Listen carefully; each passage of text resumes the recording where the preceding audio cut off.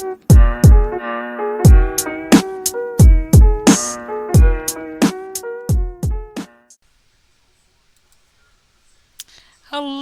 chat. Hello, hello.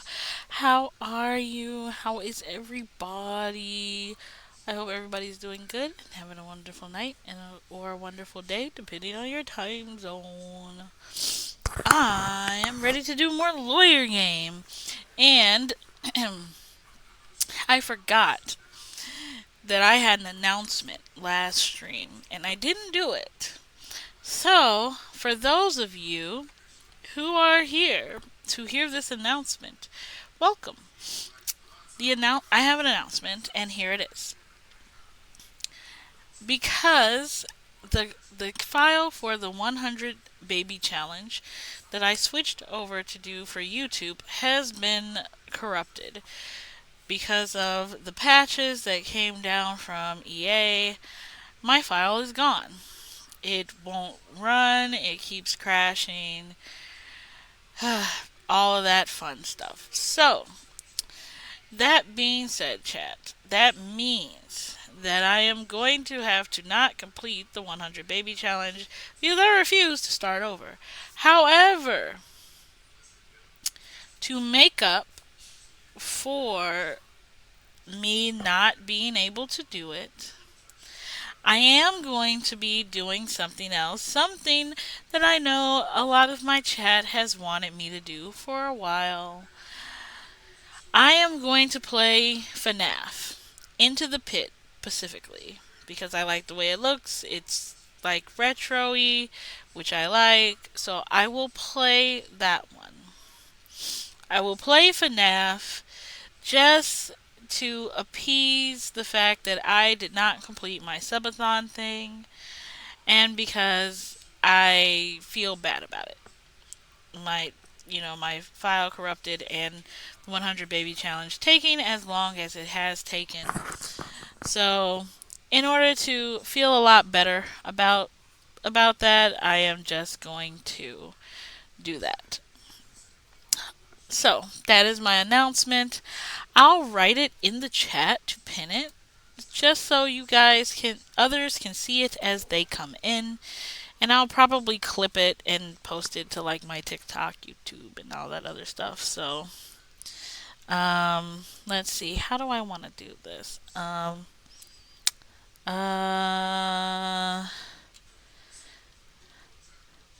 In case you missed it, the 100 baby file is corrupt. Sorry, I can't complete it.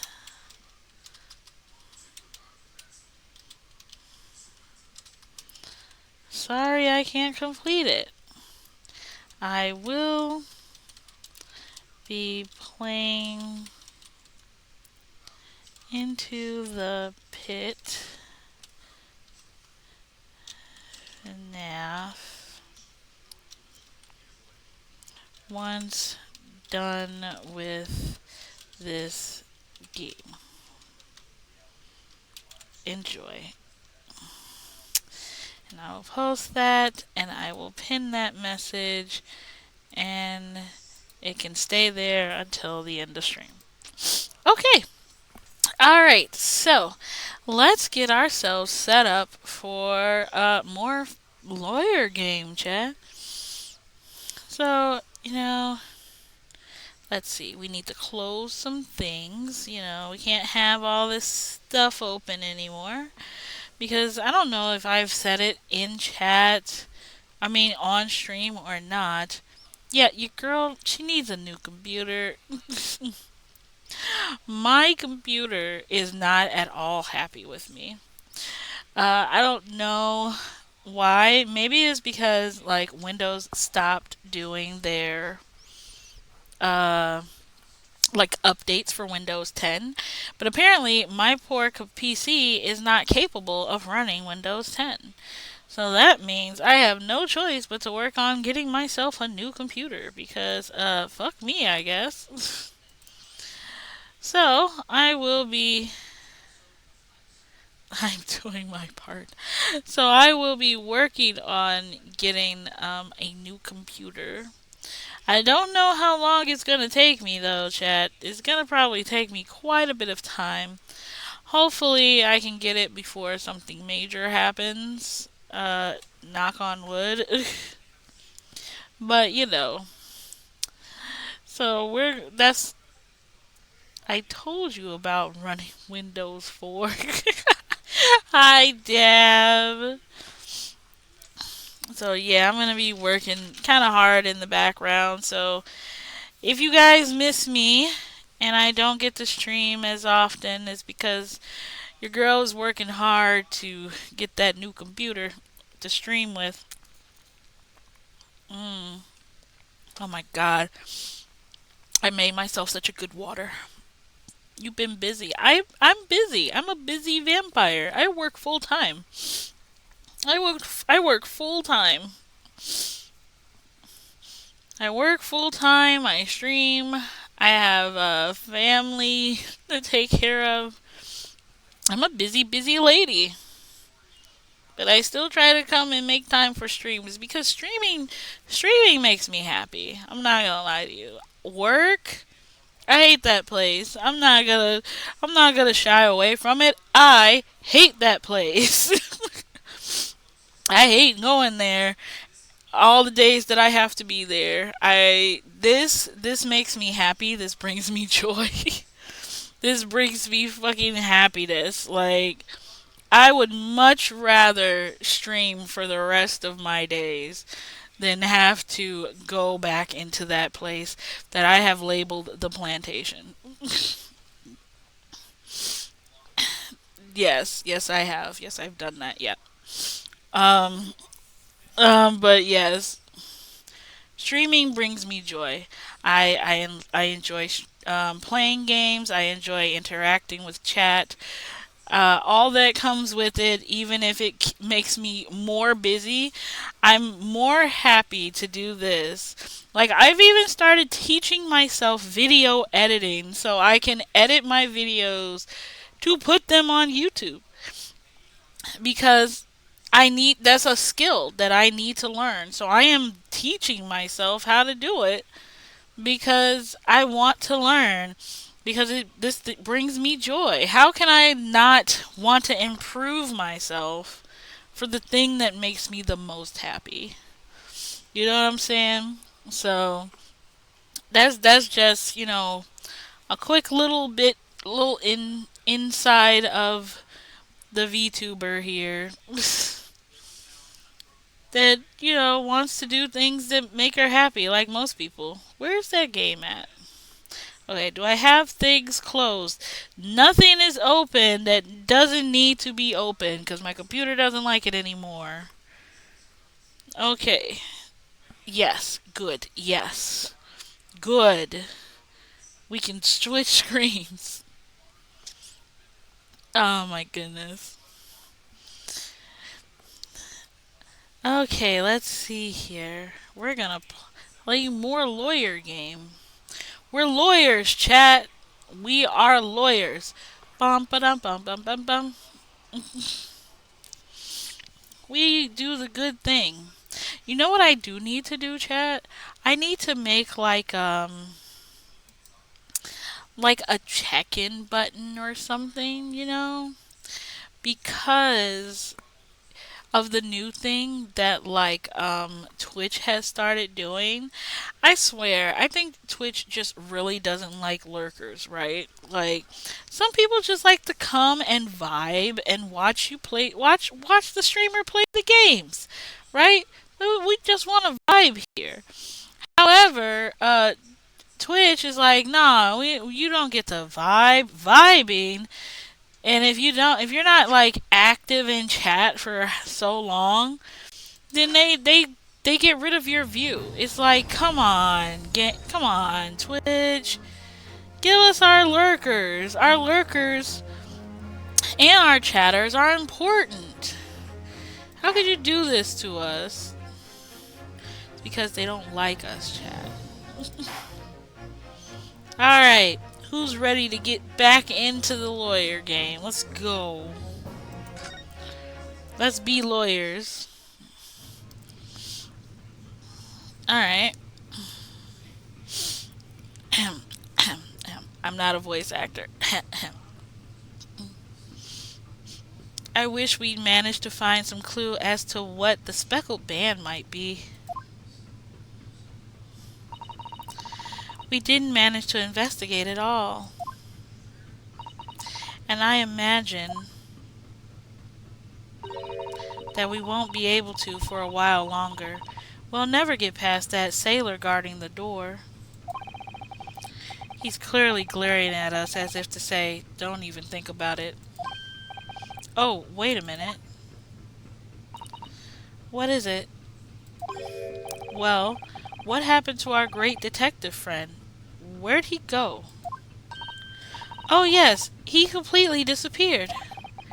When did he do that? He slipped away as quietly as the wind, but not before ensuring these were securely back on my wrists.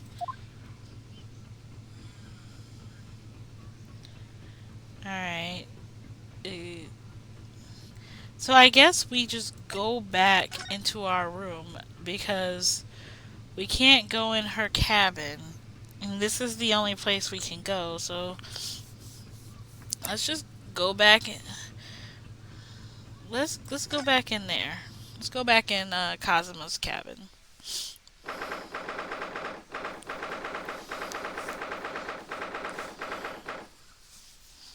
Alright. It looks like they're still investigating in here. Yes, on that subject. I wonder if Inspector Hosonaga is unscathed. What do you mean, unscathed?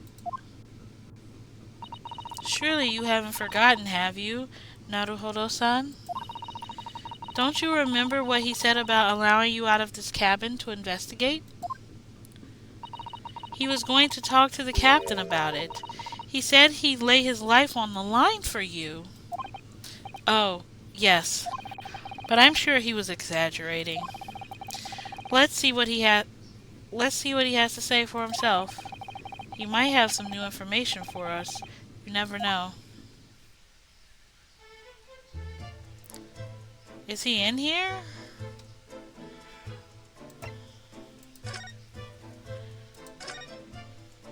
Yeah, there he is. Oh my god! Look at his face! Who beat him up? He's got bruises and whatnot. His glasses! What happened? Ah, you're back. Inspector, what happened to you? Your face is... Please, don't worry about it. They're just scratches. Sir, that's not a scratch. That is a bruise. That is a bruise right here on your, corner of your lip. You were probably bleeding. Your glasses are broken. Your eye... Oh my god. Maybe... Made by a bear, maybe. When I told the captain that I had given you permission to investigate, he told me he'd pummel me with his fist and then toss me overboard. What? But the pummeling was over in a flash, and he must have decided against throwing me overboard. So it was nothing, really. It looks like he wasn't joking when he said he'd lay his life on the line when he had to. Well, thanks to your efforts, we now know a little bit about our neighboring cabin. Yes, so I understand. Oh? I bumped into a man claiming to be a great detective a little while ago. I think his name was sounding something like Herlock Sholmes. I don't think he was German, though. Ah, that explains it. Shall we compare notes, then? We can tell you what we found out. Yes, let's do it.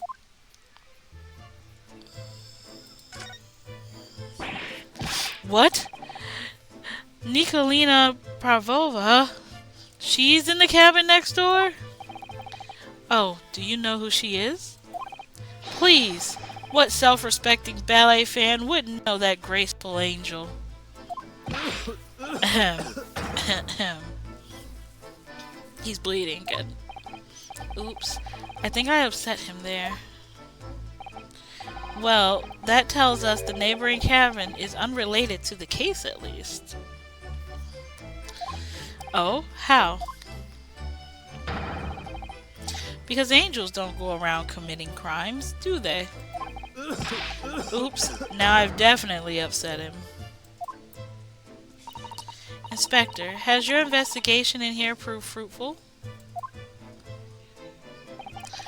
If I'm honest, there's very little more I can do. Our duty is to make sure the scene is isn't disturbed, ready to hand over to the Hong Kong police. So I'm just keeping watch here, trying not to take my eyes off the job. Oh, I see. Ah, there is one thing. I do have a small piece of new information for you. Oh, what? Yes, do tell us, Inspector, please.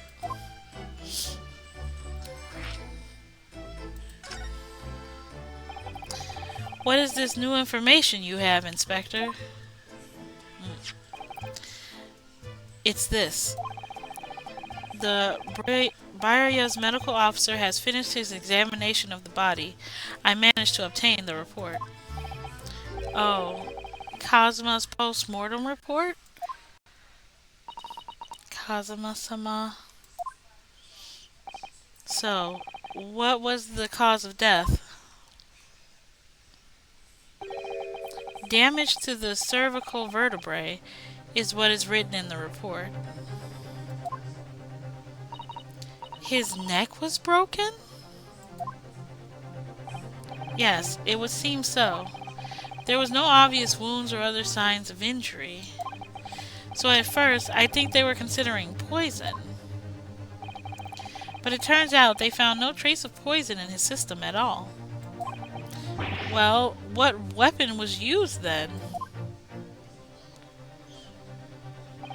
Nothing has been found as of yet, but the fact that there are no signs of a wound suggests it may have been a blunt object, something that wouldn't leave a mark. Oh, I see. All the body's nerves run through the spine to the brain. A strong enough impact to the neck could induce death. It is a possibility, and no obvious wound would be left. Poor Kazuma. I have a second copy of the report. If it might be useful, you are welcome to have it.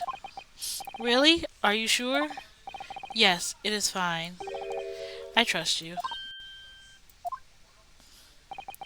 After all, if I didn't trust you, I'd never have agreed to you leaving this cabin in the first place, would I?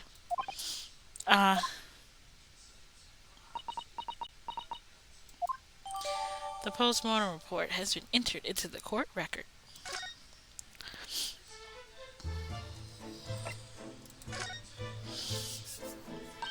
Oh, Mr. Sholmes was here, was he? Yes. He seemed to be enjoying himself a little too much as he crept about the floor investigating. But then he suddenly left. I suppose he must have become bored.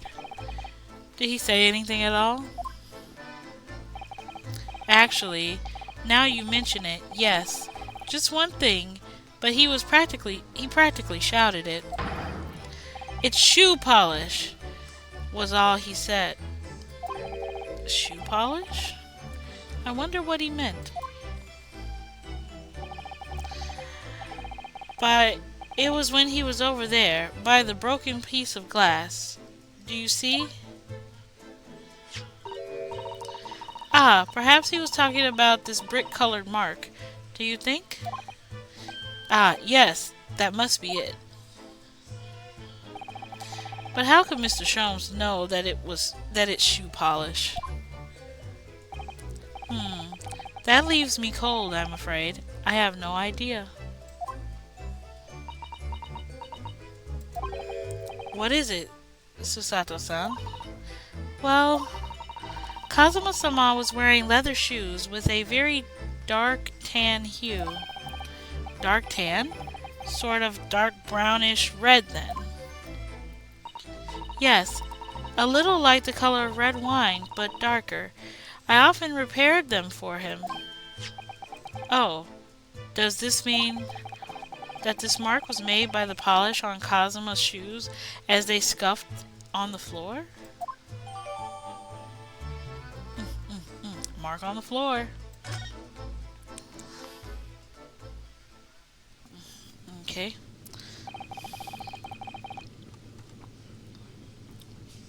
That's really all I can tell you at this stage. I should return to my post. My fellow crewmates' eyes are boring into the back of my head. Yes, that might be for the best. Thank you. Poor Inspector. You look exhausted. Oh, no. Well, I feel terrible that I failed to protect Asogi-san. He was my responsibility.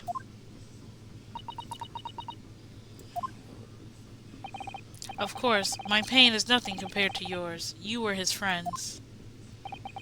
The truth is, I seem to have had a heavy head ever since I woke this morning. A heavy head? That's interesting. My head is still throbbing, too.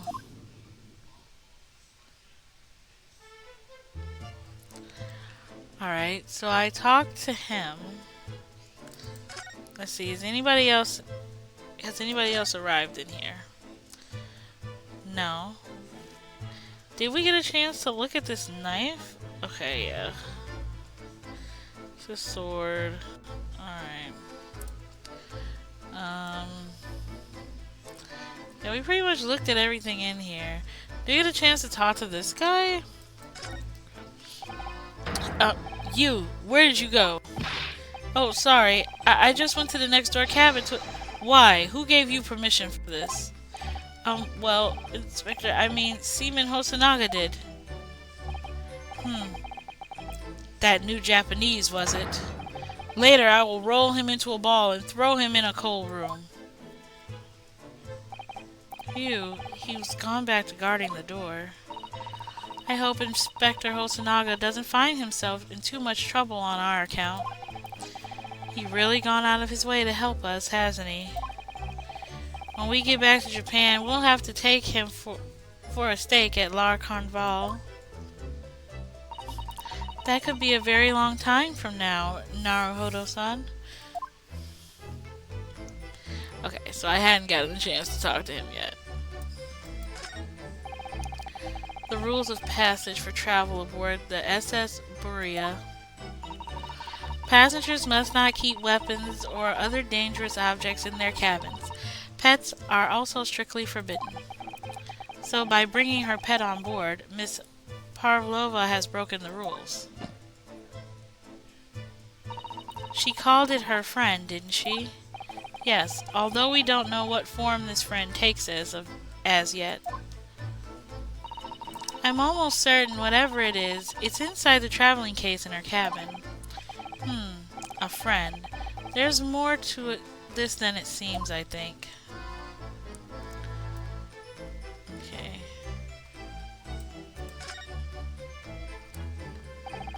All the books provided for passengers occupying this cabin neatly arranged on the shelf.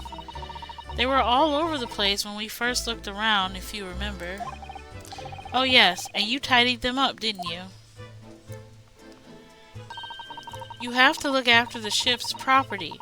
Unruly behavior in the cabins leads to damage. But it really wasn't me who knocked them over. Well, anyway, I feel much better now that they're neatly lined up. I can't relax when things are untidy.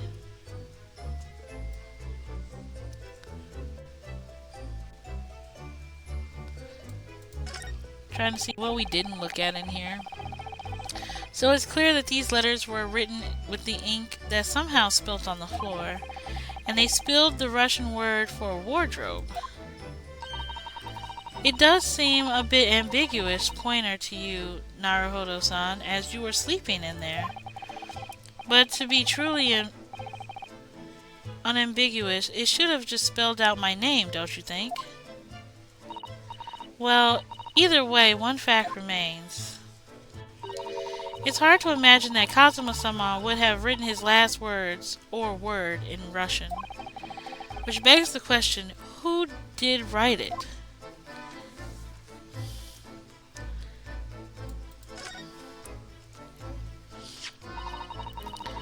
It really is such a beautiful color, this glass.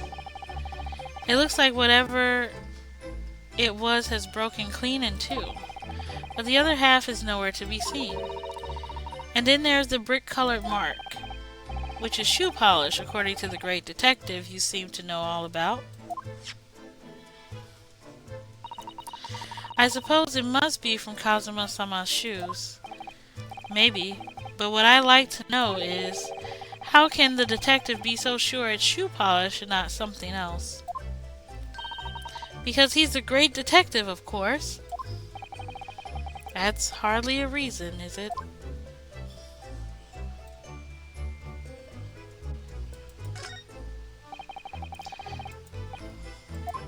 Okay, I'm wondering why that doesn't have a... Oh, my brain. I'm like, why doesn't it have a light bulb? This is the light bulb. I'm looking at it like the light bulb needs to be down here. Cheese.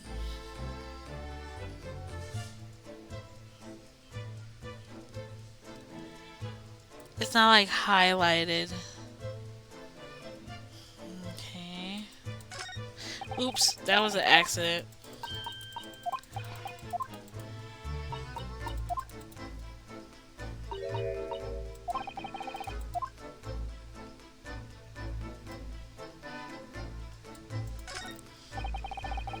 This is where Kazuma spent his final moments, writing his diary. I can hear a faint whistling sound. 1:35 a.m. What looks like some sort of speckled band is dangling from the ventilator grill. Looking at his writing here on this page, it's almost impossible to believe that he's gone. Kazuma-sama left us a valuable clue in these words, I'm sure of it. We have to solve this mystery, Naruhodo-san. We will.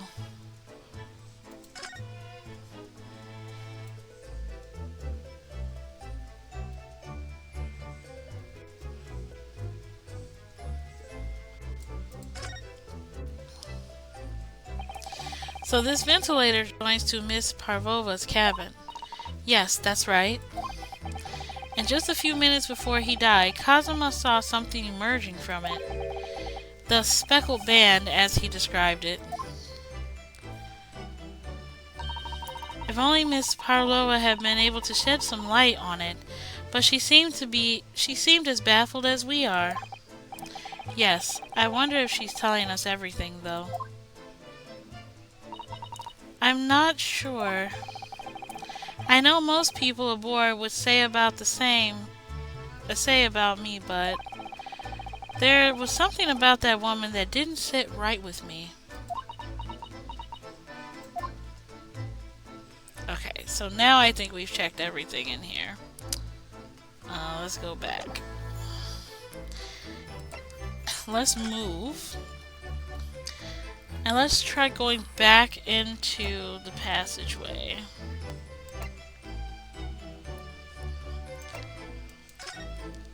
Let's see if we can get any more information. Because I'm still at a loss. Unless her pet is something that could kill someone that came through the vent. That's the only thing I can see. But also, why the fuck does everybody have a headache? Like, everybody seems to have some kind of headache. Their head feels heavy or swimming. Like, what's going on here? Ah. Look, Naruhodo-san. Seaman Stroganoff has gone. Strong enough? The burly Russian sailor who's always crossing his arms and glaring at us. All these Russian names are impossible to remember.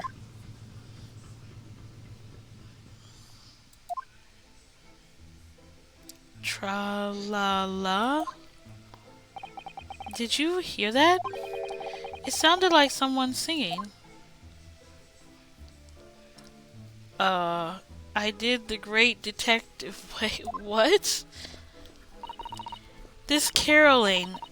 I know that lark-like voice. Well, never mind that now. This is a golden opportunity for us. Yes, you're right. We must seize it. Let's get inside Miss Parvoa's cabin while we can and investigate. Definitely. Before that stringy knot crewman comes back. It's Stroganoff, not Stringy Knot.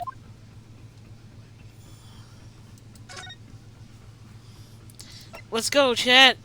Just get in there. It's open. Why is it open?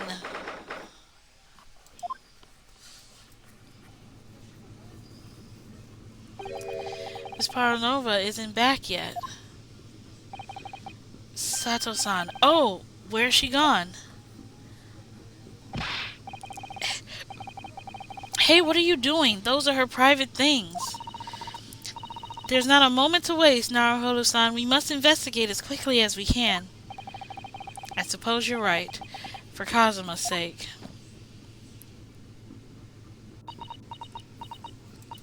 Not just for Kazuma. What do you mean? It can't be long now until we arrive at port in Hong Kong. I don't want you to be in those handcuffs when we get there. Really? We must solve this case, Naruhodo-san, by ourselves if we have to. Yes, we will.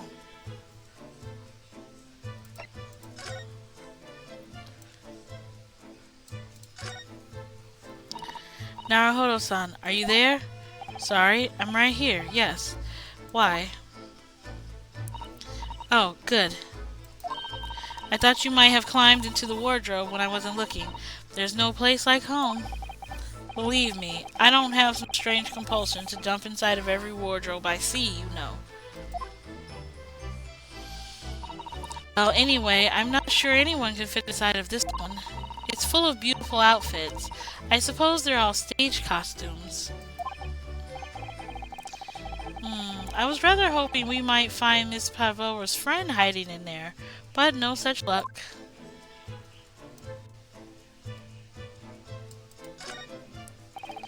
There's one of these next to the bed in Kazuma's cabin, too. Yes, it is a bell cord. I can't resist.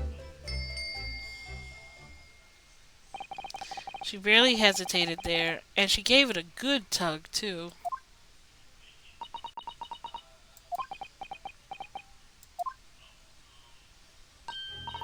No, I didn't actually expect anyone to come. We don't want them to. We're trying to investigate in secret.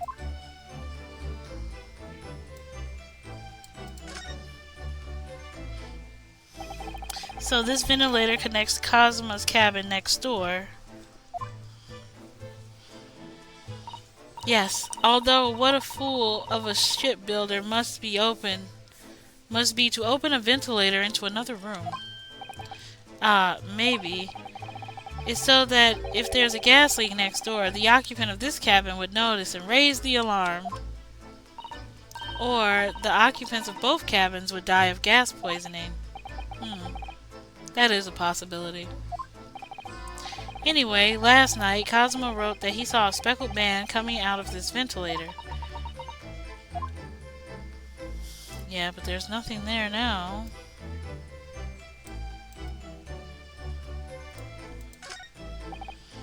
Ah yes, they displayed this in the cabin too. Look, the rules of passage. Okay, yep.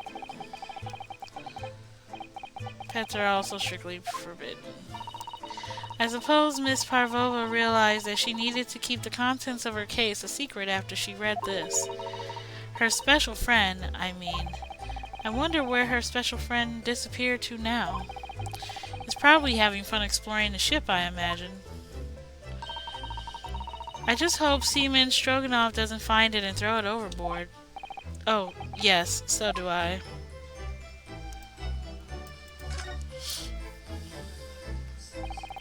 All the books have toppled over together. Look, every single one. Do you think it's the god of the sea, perhaps? He's toppled too, though. It's exactly the same as the bookcase next door. Kazuma's cabin. Perhaps. Perhaps Miss Parvoa was practicing a difficult ballet pose and fell against the bookcase? I don't know. Would she really be practicing ballet on the same night she ran away from her ballet company? Alright then. It must have been you. You lost your temper and knocked them all over in a fit of rage? Not everything bad that happens on this ship is because of me, you know. Well, anyway, I'll set them all straight again in here too. I don't like seeing things in disarray.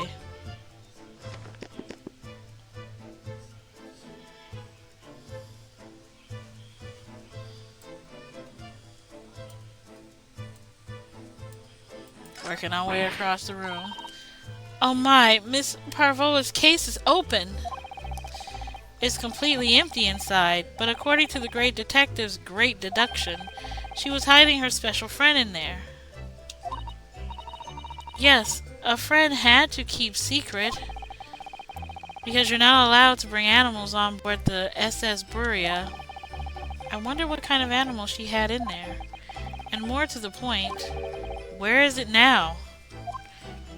Yeah, where is it? It clearly can't be something big because it's in a small case. So where is it? There are just a few books on the desk. Nothing else by the looks of it. Well, Miss Parlova only ran away from the ballet last night. She's hardly occupied this cabin for any time at all. That's true. I wonder what kind of books she likes to read.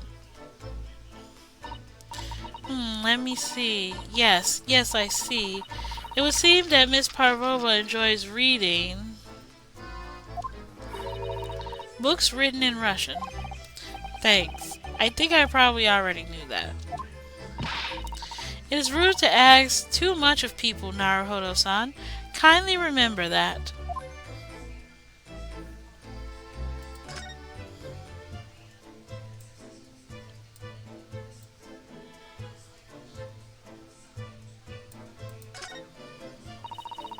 I suppose every cabin has a wastepaper basket.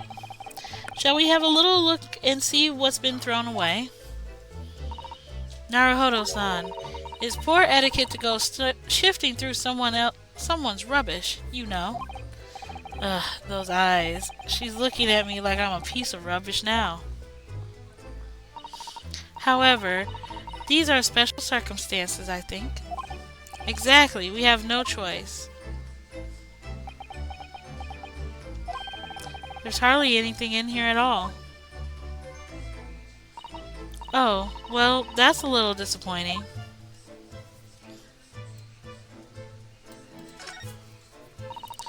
I wonder what this little saucer is doing on the floor. Yes, it doesn't look like it's been dropped, more like it was put there deliberately. Oh, do you think there could be a leak in the roof just above here? What, a leak? Is this ship quite safe? I'm sure if there was a little leak in the roof, it doesn't mean the whole ship is going to sink. No, you're right. Of course you're right. She's really trying to persuade herself, isn't she?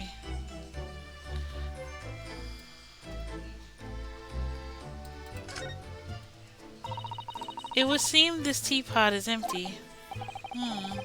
So, the natural conclusion is that the Russians are very thirsty people.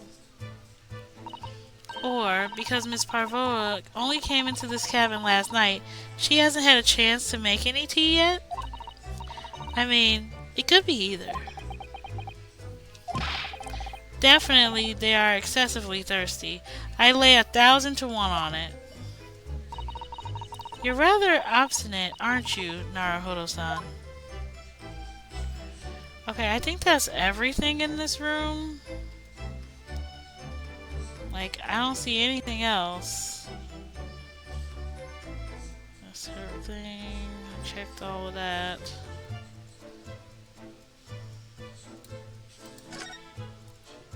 Okay. Oh, I didn't check the door, so I should probably check the door. The door is like the last thing. This cabin door has the same simple sort of bolted hatch that our cabin door has. And the bolts drawn across. There's no way anybody could enter the cabin from outside. Yes, it's not particularly heavy-duty bolt, is it? But still, it wouldn't slide across of its own accord, would it? No, and the door is made of metal, so there's no chance of trickery using magnets to unbolt it from the outside. And it seals up perfectly, too, to stop any seawater coming in. So you couldn't use the method you told me of passing a thread through the crack around a closed door, either. I seem to know a lot of tricks for opening doors. I'm starting to see why they suspect me. Yeah, if that's the case.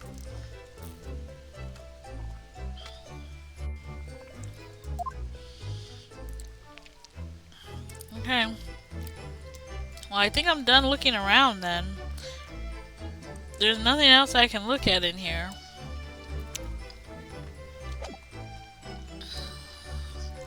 I've examined the entire room.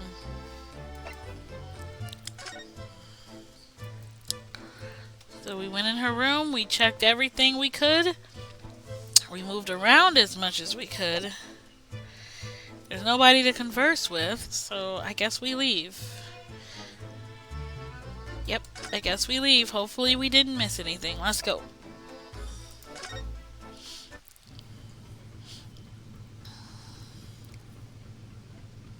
Is there nobody out here?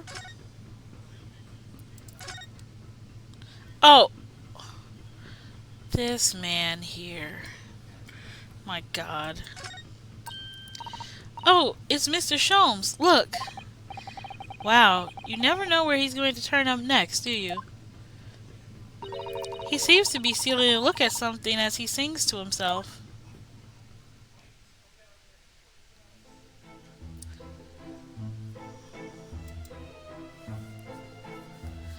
What the... He's still singing. Do you think he hasn't noticed us? Or he's simply in extremely high spirits? Who knew when the yard bit off more than it could chew? And through it all, when there was doubt, it was lucky Herlock was about. Excuse me? I solved it all and stood tall. I did the great detective way. Mr. Sholmes. What is it? You want to fight? Honestly, interrupting a fellow when he's singing. I was just about to reach the climactic finish. Sorry, I thought you were never going to stop, so I figured now is a good time as any. I nearly dropped you to the floor with one of my famous right hooks. Alright, I get the picture. Now could you put those fists away?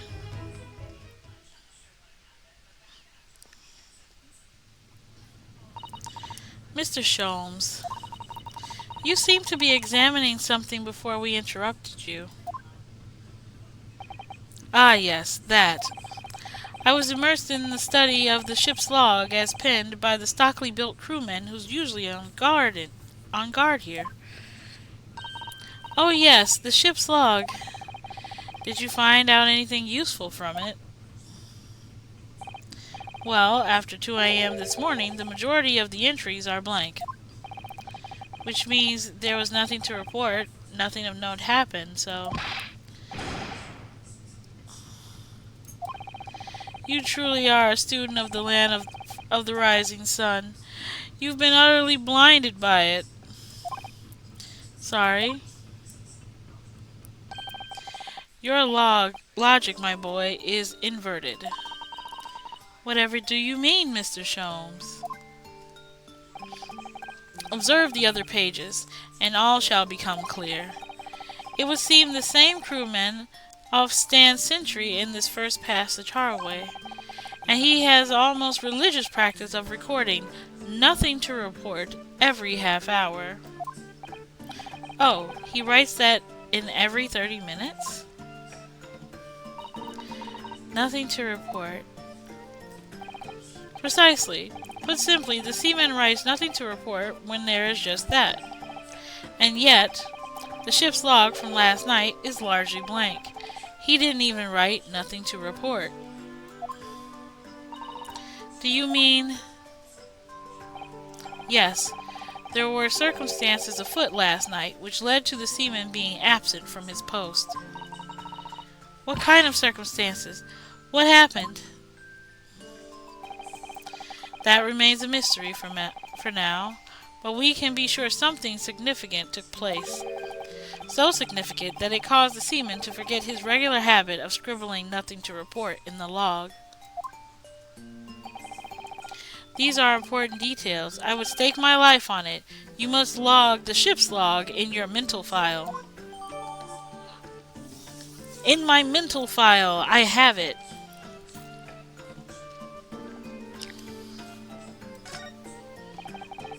Now that deduction was worthy of a great detective. Ah, you're starting to understand what my way is, I see. What Sholmes' brilliance. Oh my god. It's terrible. Ouch. Ouch. What is it? Are you hurt? Oh, don't worry yourself. It seems to be afflicting with a throbbing head this morning for some reason. Nothing more. Huh? Well, my friends, until our next encounter. He's still singing to himself. I can hear it as he wanders off down the passageway. Is something wrong, Susato-san? You seem lost in thought. It's just... Well, I feel the same. Sorry. Ever since I woke up this morning, I've had something of a headache. Sort of continuous throbbing. Oh, you too?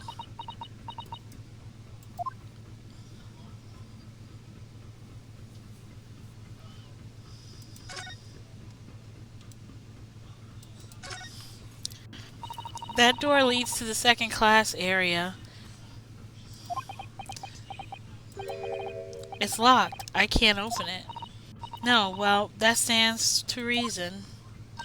No one wants to let the murderer escape. Gosh, she gave me a very stern look when she said that.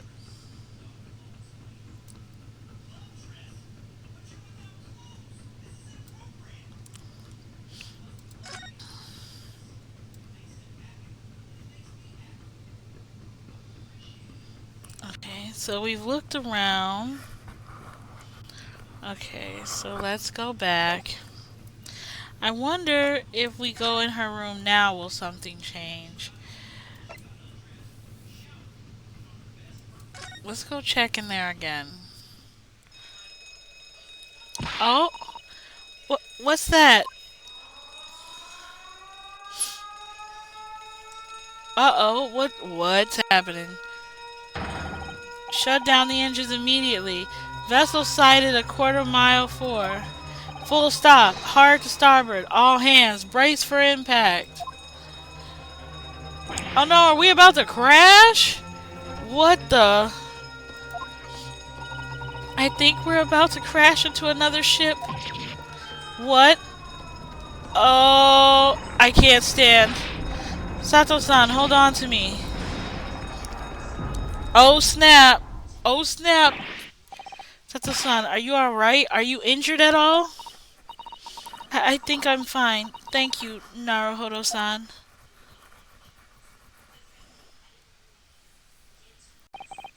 It looks like we avoided a collision. I think... Yes. The ship has come to a stop. Oh my goodness. What about you, Naruhodo-san? Are you hurt? No, I'm fine. Hello? Is anybody there? Shout if you need assistance. Oh, that sounds like Inspector Hosonaga. Is that you in there, Naruhodo-san? Unbolt the door, quickly. What? The bolt? Look at that. The door's bolted. Do you think... Did you do that, Sato-san? No, I didn't touch it. Hi, Weasel. Welcome in. You would say ahoy and we're on a ship. How are you, Weasel? How you doing? If you want a chance to make me cry from wholesomeness, now is the time. Me being wholesome? I don't know how to be wholesome. I am just a vampire. Plus, why would I want to make you cry, Weasel? You're the Weasel. You're the best Weasel. So there's no reason for me to want you to cry. I want you happy. For preface, my nephew has cerebral palsy and shocked all of us a few years ago when he got out of his wheelchair and took a couple of steps. He just showed up to my house the now the now he's 14 and only needs a cane to walk and was the one to knock and answer the door. Little dude busted his ass to be able to walk, and I was the first person besides his parents he wanted to show. I already sobbed once. Oh my god. Jeez, that's so fucking wonderful. Holy shit. I am so glad. I am so fucking glad. Wow, that's amazing. Nice job, guy. Holy shit.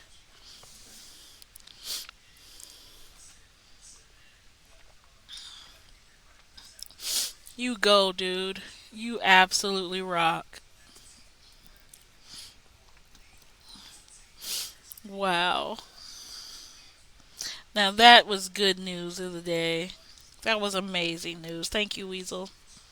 Thank you for the share.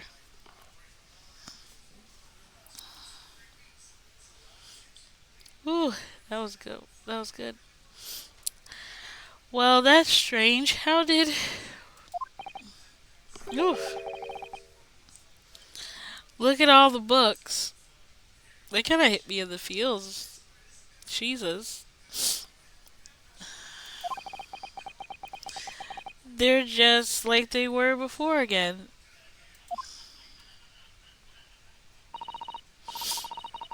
Ugh. Now, Naruhodo-san, aren't you going to open the door and let the inspector in? Yeah, we're gonna let the inspector inside. Yeah, that's what we're gonna do. I better tidy this place up first.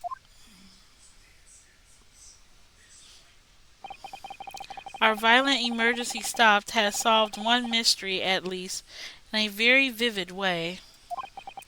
But I knew that what awaited us on the other side of the cabin door would not be pleasant.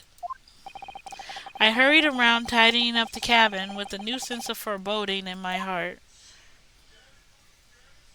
To be continued. Man, if I had only just kept going a little bit last stream, we would have got to this point. But no, last stream, I hit the to be continued. Oof. Alright.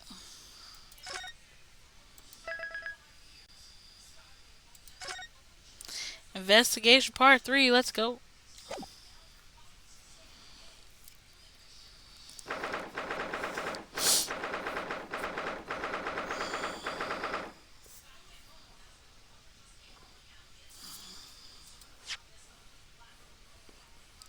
Huh? Go back. There we go. Somehow, the door to the cabin we were in ended up bolted after we made an emergency stop. Sato-san took a deep breath, then gently slid back the bolt.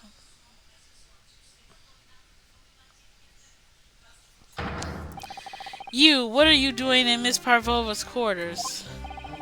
Ah, you both look unhurt. Good. Yes, we're fine, thank you. What on earth happened? We heard something about how we were going to collide with another ship. Yes, it appears it has been a false report, though. Oh? How did that happen? There's a dense fog outside, so it is extremely difficult to see. Someone must have thought they saw a ship ahead. This person obviously triggered the alarm, and that's why we made an emergency stop. Everything is chaos, passengers screaming, crew are running everywhere. This first class area is the only quiet part of the ship at the moment. Oh, I see. So someone triggered the alarm? Does that mean that someone pressed that button outside? Ah, you wicked intruder! Dressed in all black, you are the devil. Sorry, me? I've been called a lot of things before, but devil is a first. You opened my traveling case. How could you? What? No, we didn't touch it. That's right, Miss Ugh. It was already open when we came into your cabin. Inspector. Yes. Arrest this man. I know he did it. He is a criminal. Is it not enough that he has killed a man? Duh, and he is a stowaway as well. If Vixen promises not to steal chicken, do you believe? Vixen? Ugh. Take him away. He is a trespasser as well as everything else. Stowing away, trespassing, killing. She is right. You are devil. It doesn't look good, does it? There is cell below deck. Throw him in. Tomorrow we dock in Hong Kong. Then we give you straight to police. Wait, a cell? Please, Inspector Hosonaga, is there nothing you can do? This is a Russian vessel. I really have no jurisdiction here. After my last effort to appeal to the captain's good nature, I think I'm out of options. This is terrible. This is a real crisis. I've got to find a solution. Immediately.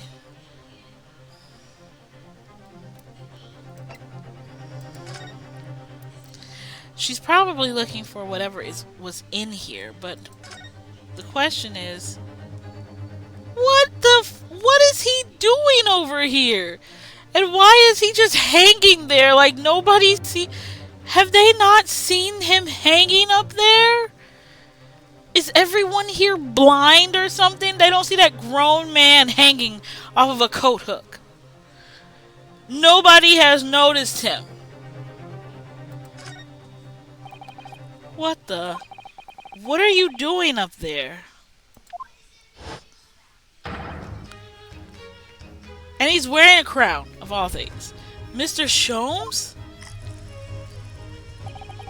Naturally, I was analyzing what a weight of 20,000 rubles feels like on one's head. Have I not told you that as a detective, it is my business to know what other people do not? This isn't mere tomfoolery, my boy. Oh, no. Well, why are you hanging from that hook before then? Isn't it obvious? To properly assess the weight of 20,000 rubles, naturally. I wish to determine if it would bend that conceited-looking hook on the wall, so full of brag and bounce. I never know whether to take this man seriously or not. You again, the great detective. Ah, Inspector, I confess I've been looking for you.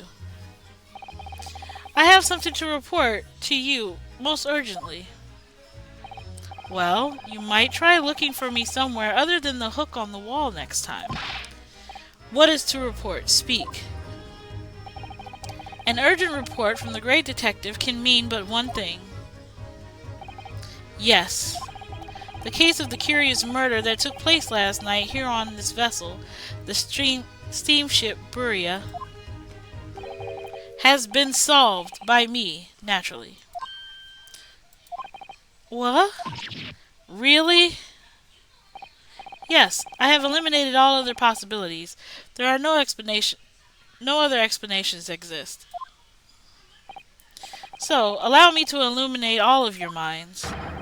For I am about to reveal my great detective's greatly admired great deduction to the case. Oh Lord, here we go again. Ha, you have solved it. Even Hedgehog understands this case. We all knew who was responsible for killing Student Boy this morning, when we found criminal in wardrobe. It is this stowaway, and he has handcuffs to prove it. I didn't do it. The trouble is, there doesn't appear to be anyone else who could have killed the victim. Because, as everyone knows, the cabin door was bolted shut from the inside. That means the culprit must be someone who was inside the cabin. Yes, that is what is called a locked room mystery in detective stories. Locked room. That is point. The room was locked. Well, I can't deny that.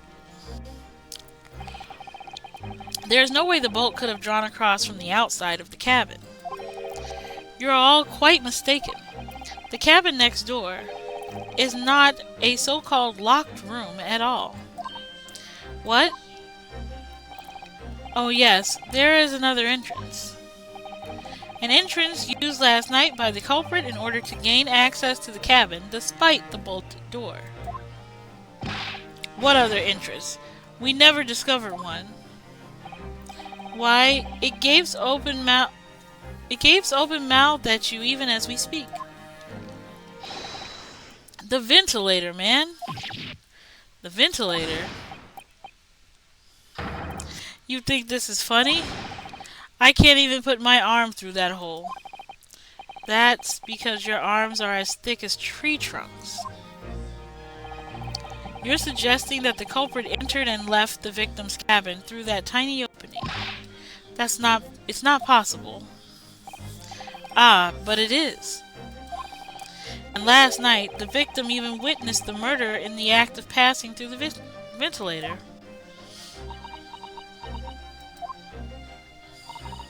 Mr. Sholmes, do you mean... Are you referring to the words Kazuma-sama wrote in his diary? 12:23 a.m. I hear a faint whistling sound.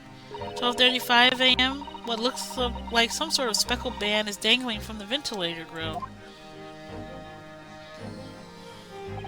Precisely, my dear madam. But what does it mean? What is this speckled band? The answer to that particular conundrum is in this very cabin.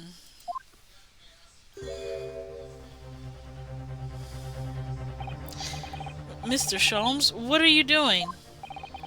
There is a distinct element of danger, but fear not, I am ready. What am I about to expose for you all to see will shock you to your cores. Behold! What? Why is everybody screaming? What is it? Ah, it's a fucking snake! No! Big snake, too! It's not even a little snake! How... Why is there a snake on ship? Allow me to introduce you all to the band. The speckled band. A snake? Indubitably.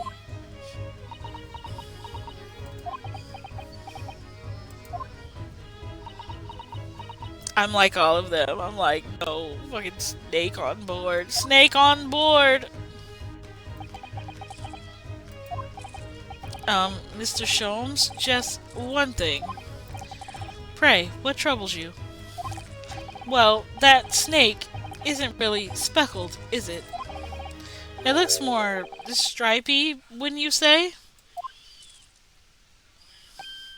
Hmm. Yes, you're right. I think in this case, you'd have to call it the striped band, wouldn't you?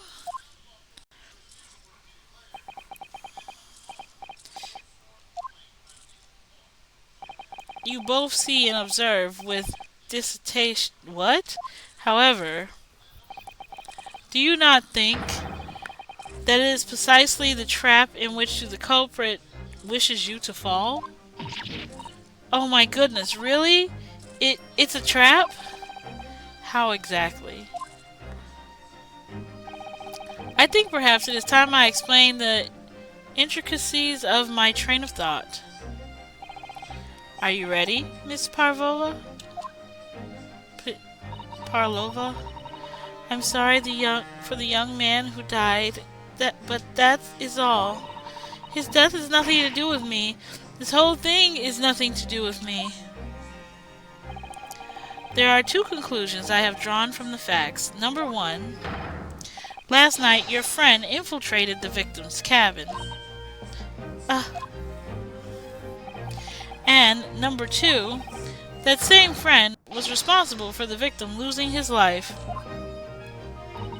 No. She turned as white as a bowl of rice again. Sholmes must be right. He hit the nail on the head. This young woman's friend killed Mr. Osogi.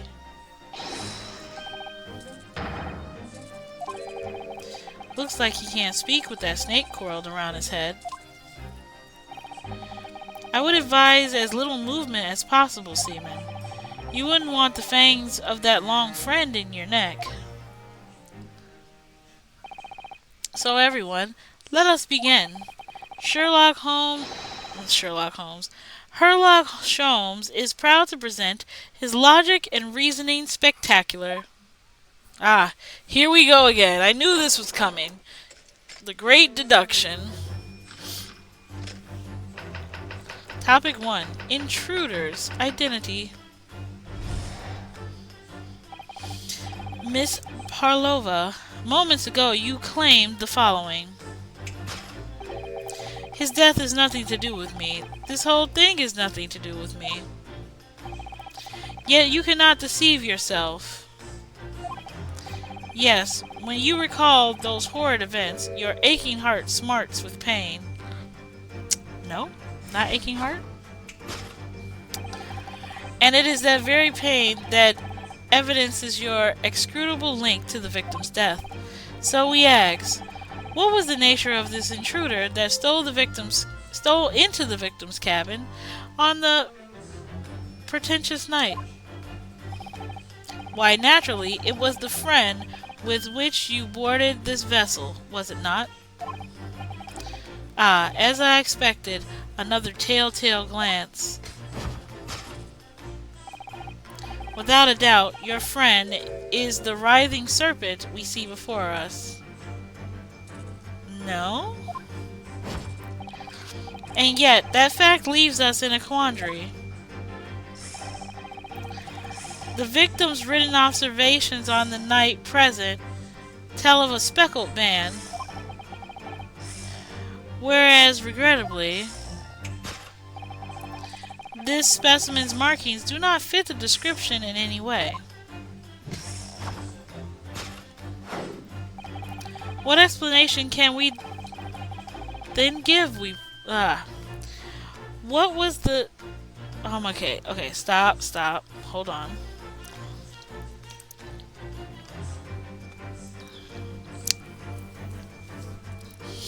What explanation can we then give, pray? What was the sight that fell upon the victim's eyes last night? No, don't look at me. This has nothing to do with any of this. Oh, but it does. You have to answer this quandary, even now, hidden behind your back. Yes, That which you are trying but failing to conceal can only be the snake's sloth skin. No, that's not how shedded skin works, bro. Evidently, after the subtle and horrible crime, this most deadly friend of yours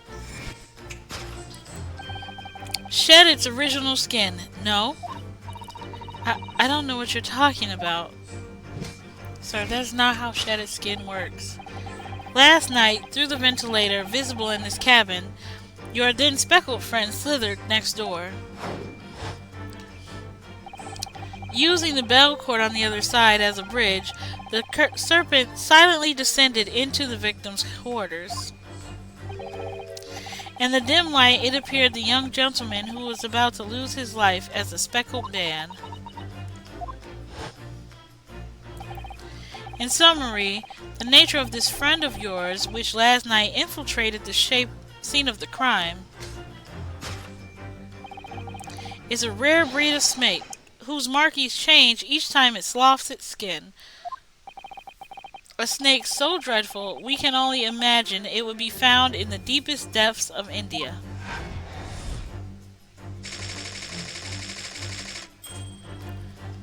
Okay, let's go on to topic 2.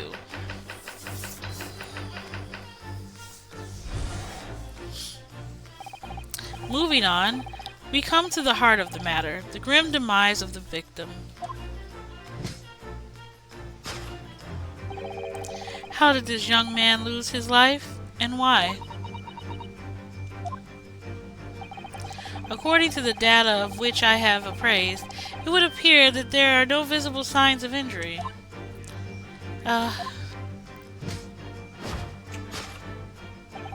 In fact, the circumstances of the victim's death can only be explained by a terrible venom. Now, if we take that as fact, we can reasonably imagine that there remains evidence to affirm at the scene of the crime. Oh no, could there be? Yes, an examination of the deceased's body will prove the cause of death conclusively. And almost, but not quite, imperceptible puncture wounds left by the venomous fangs will seal the truth.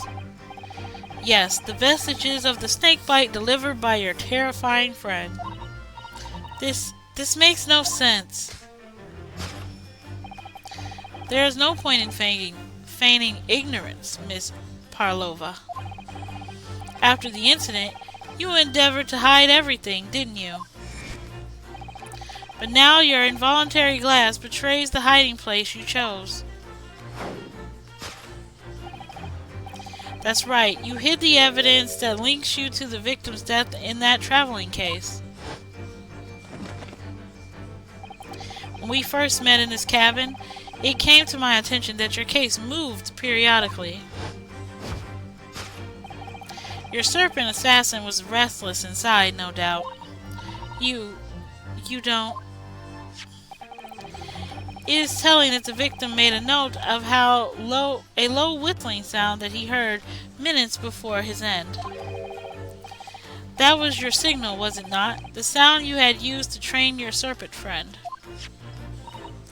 To train? Indeed, you put the serpent through the ventilator and wait. After a period, you summoned it back with a whistle. You couldn't know if the animal had done its duty, so you wouldn't listen for signs of life next door. So you would listen. If the victim appeared to not have been dispatched, you released the snake once more. Do you deny the snake has undergone such training? It's not true. Having slithered through the ventilator and down the bell cord, the creature needed only to sink its fangs in once. And its venom would course through the victim's veins, ending his existence forever. That is the true nature of the speckled man that took the poor young man's life. There can be no doubt. My logic is infallible.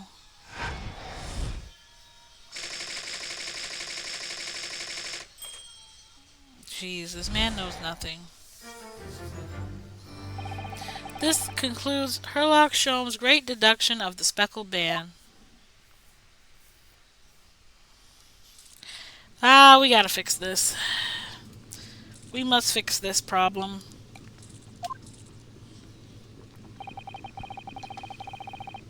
Miss Pavlova has trained her pet snake as a killing machine. There, on the floor, you will observe the saucer of milk. The promise of food is the key to training any creature. Incredible. You've solved the mystery. Amazing. Your great deduction really lives up to its name. I see why Herlock Sholmes has become such a household name. My dear man, it was nothing remarkable, as the Russians say. I could have done it with one left hand.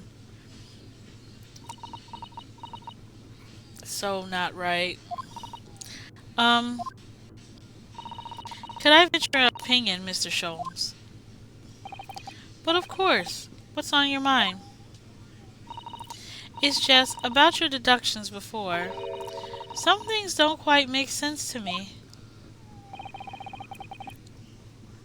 I welcome questions as to my method, and will answer both loudly and proudly. Oh? Well, good. First of all, snakes are egg-laying creatures, part of the reptile family.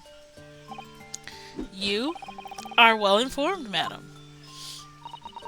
And reptiles, don't drink milk. Ah,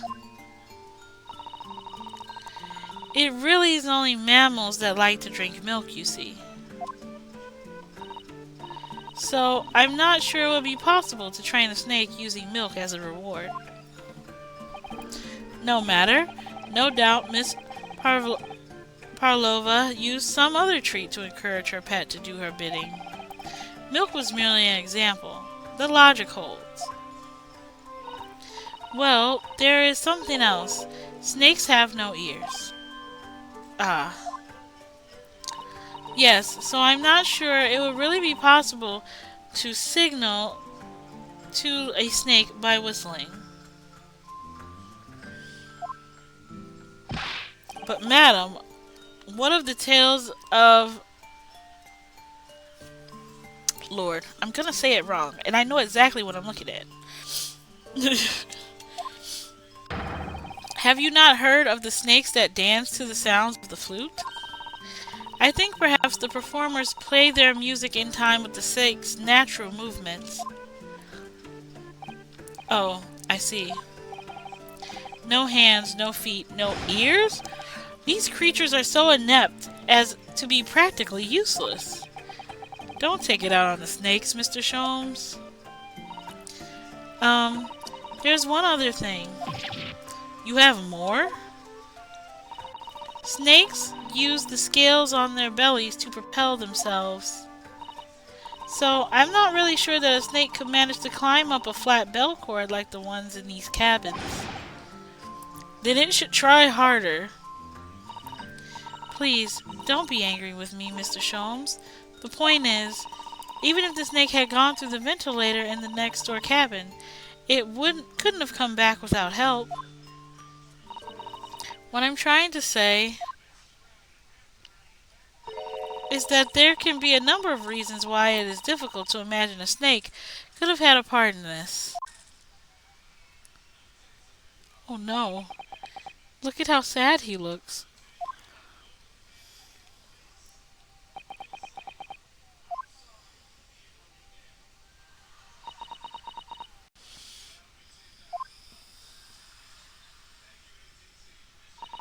I think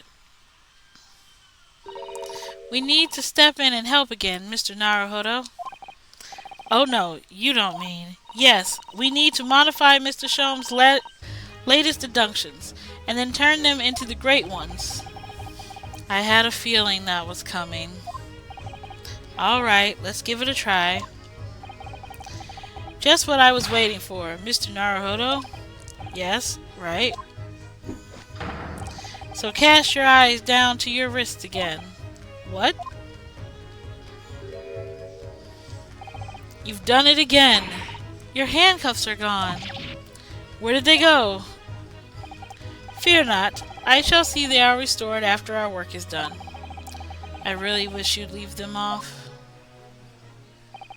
Now, everyone, let us begin. Sherlock Sholmes is proud to present Logic and Reasoning Spectacular. Here we go.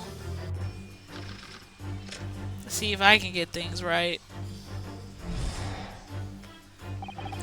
Miss Parlova, moments ago that you claimed the following. His death is nothing to do with me. This whole thing is nothing to do with me. Yet you cannot deceive yourself. Yes, when you recall those horrid events, your aching heart smarts with pain. She does have a pained expression on her face. Yes, that's true. She looks as though Kazuma-sama's death is weighing heavily on her mind. But you're not sure Mr. Sholmes has read her quite correctly. Is that it? Could there be some other way to interpret her expression then? Let's take a moment and really look very closely at Miss Parlova. What else is causing her pain? This must be her hand. Oh, a claw scratch. Oh, Naruhodo-san, look. It looks like a very painful wound. And it looks like a scratch made by some kind of small animal. And fairly recently, too. Well, whatever scratched her doesn't appear to be around here.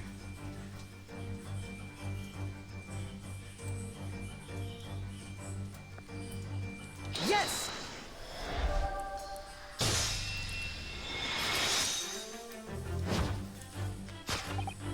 Yes, when you recall those horrid events, that claw scratch smarts with pain. Indeed, a simple observation reveals that the wound is fresh. Miss Parlova, did you in fact receive that scratch sometime last night?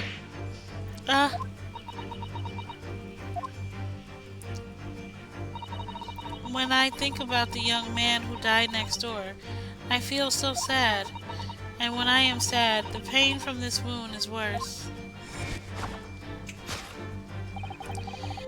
And it is that very pain that evidences your inexcredible link to the victim's death. So we ask, what was the nature of this murder that stole into the victim's cabin on that pretentious night? Why, naturally, it was the friend with which you boarded the vessel, was it not? Ah, as I suspected, another telltale glance. Without a doubt, your friend is the writhing serpent we see before us. No. It seems like the scratch mark on the back of Miss Parlova's hand was made by this friend of hers, doesn't it? Except, snakes don't have claws, do they? No, they do not. They do not even have hands or feet on which claws might grow. Well then, if that snake isn't her pet, what is? What is the true identity of this friend of hers? We should follow her gaze, Naruhodo-san. That is where we'll find the answer.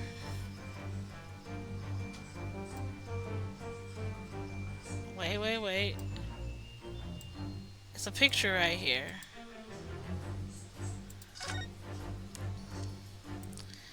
Kitty! Ah, look at the photograph in this frame. This must be something Miss Parlova brought with her when she ran away. She is exceptionally beautiful, isn't she? Yes, that's true. But personally, it is the little black creature she's holding that's caught my eye. Maybe we better get a closer look at this. Yeah, it's a cat. God dang it. That must be the stage costume she was wearing. It's quite stunning. I would like to have something like that. She's wearing the 20,000 rubles on her head as well. Look, it's called a tiara, Naruhodo-san, and you shouldn't think of it purely in its terms of value. She must be a strong-willed woman to turn her back on the world stage and run away all on her own.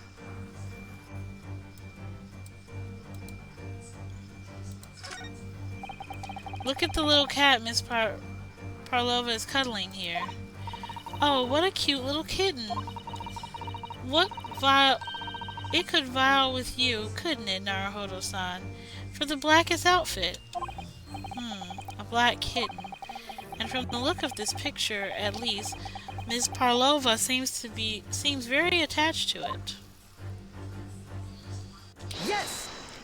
Got it. Kitten.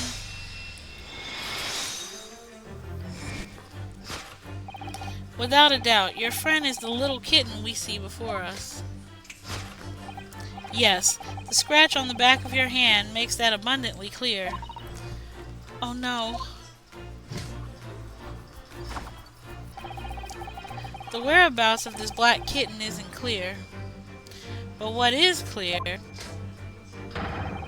is that you brought the animal with you when you ran away, didn't you?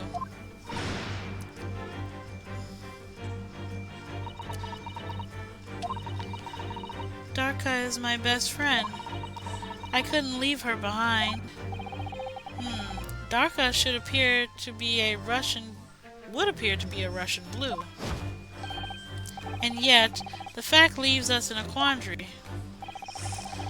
The victim's written observations on the night in question tell of a speckled band, whereas, regrettably,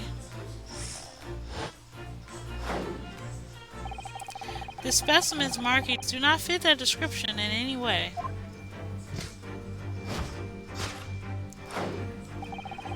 What explanation can we give, then, pray? What was this sight that fell upon the victim's eyes last night? No, don't look at me. This has nothing to do with any of this. Oh, but it does. You have to answer this quandary even now, hidden behind your back.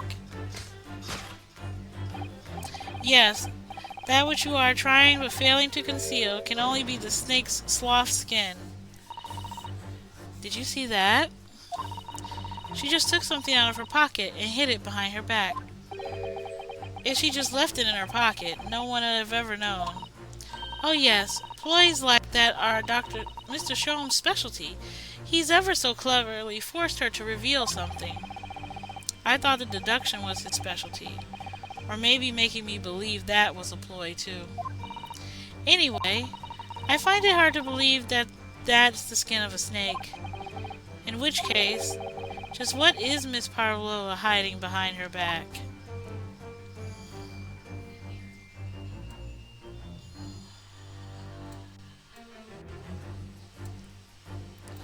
I think that's a cat toy.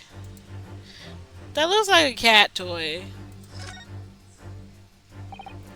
Well, it is speckled and it's a band, but what is it? It seems to be soft and fluffy, a long piece of cloth of some sort. And that looks like a handle at one end. I think it may be a cat's toy.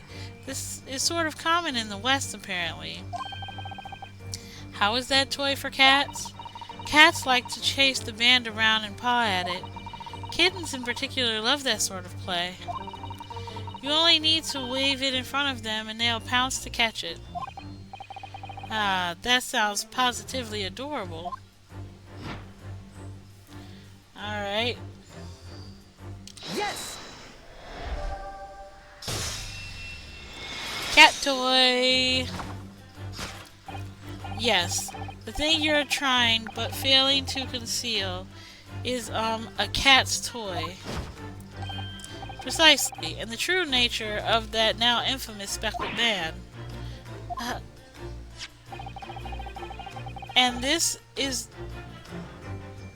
it was this toy that you dangled through the ventilator.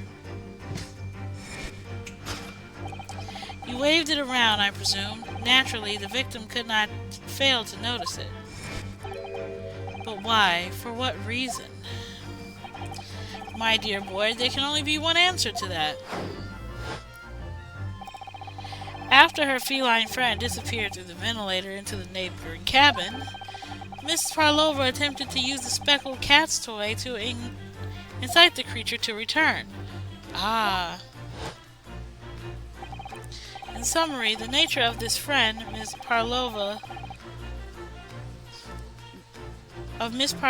which last night infiltrated the scene of the crime, is the blithesome Russian blue breed of cat by the name of Darka.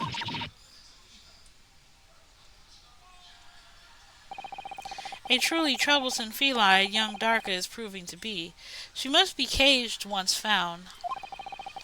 You will forgive us for borrowing the photograph of your pet, Miss Parlova.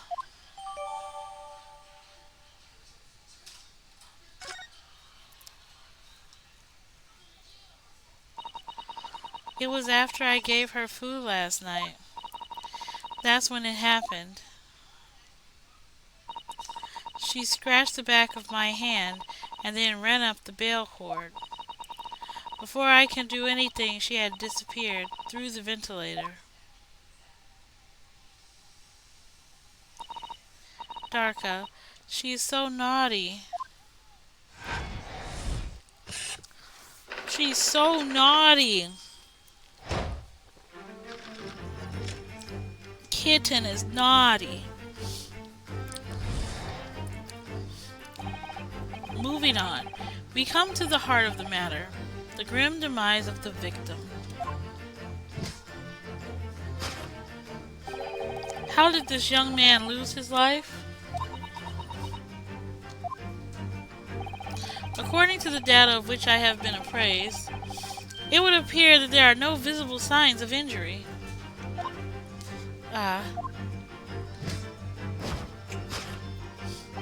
In fact, the circumstances of the victim's death can only be explained by a terrible venom. No. What Mr. Sholmes says is true. There were no signs of a wound anywhere on Kazuma's body. That's right. But Mr. Sholmes seems to be unaware of one very important detail. Kazuma wasn't poisoned. Yes, it would seem so. Let's give him the information he's missing now. Nope, let's give it to him, chat. And Yes!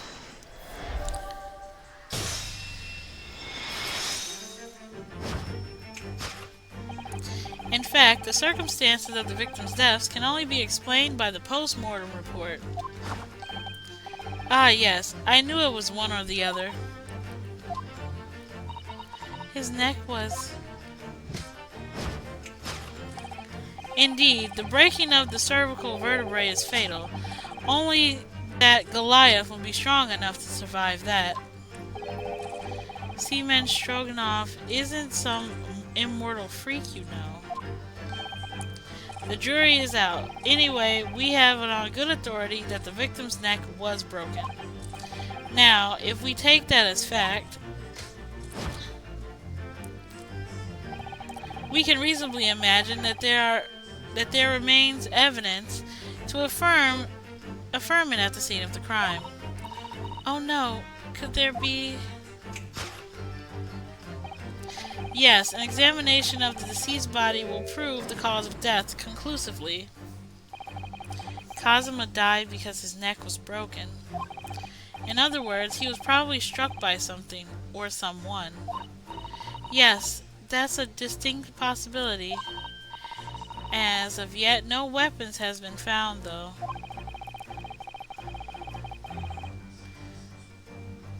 Presumably, Darka didn't silently creep up behind Kazuma and deal him a final blow. I suppose. It's possible that he had a fall and hit the ground awkwardly. It could have been a terrible act of misfortune that he broke his neck completely by accident. Oh yes, a bad fall could explain it. But rather, it's hard to believe that Kazuma-sama, though. He wasn't a clumsy man.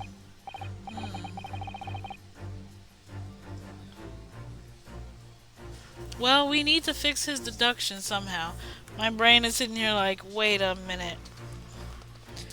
So he just fell or something awkwardly and broke his own neck? Is there anything from the scene that can explain what happened? How he fell? Probably that mark on the floor. This, if we want to say that he fell. Yes!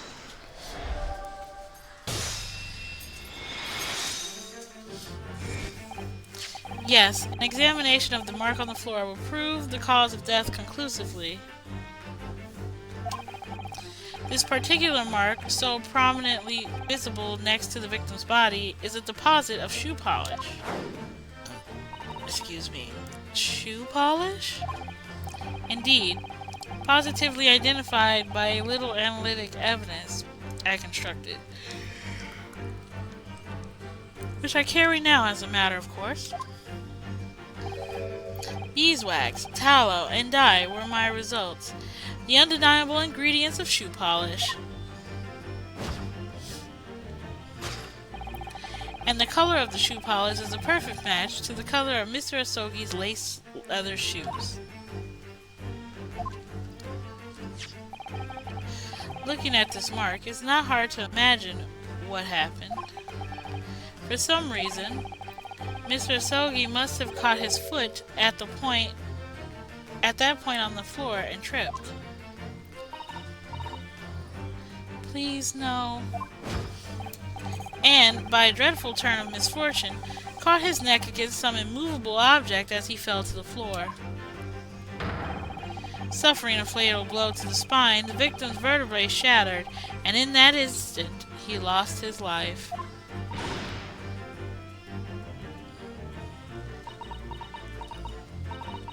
I don't know. I don't know anything about this.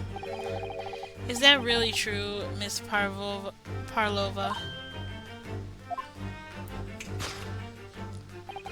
What about the evidence left at the scene where Mr. Asogi lost his life? Yes, facts are as clear as day to me. You did all you could to conceal the incriminating evidence. But now your involuntary glance betrays the hiding place you chose. That's right, you hid the evidence that leads you to the victim's death in that traveling case. I don't believe it.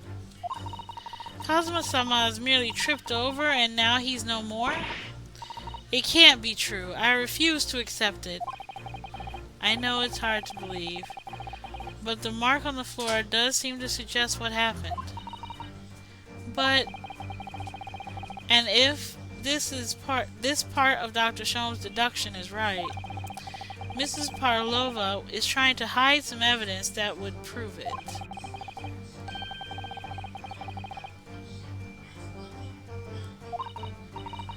Where, I wonder? Let's have a good look around. The answer must be here somewhere. What has she been trying to hide? Oh yeah, the crown that he was just like wearing. The tiara. Yes!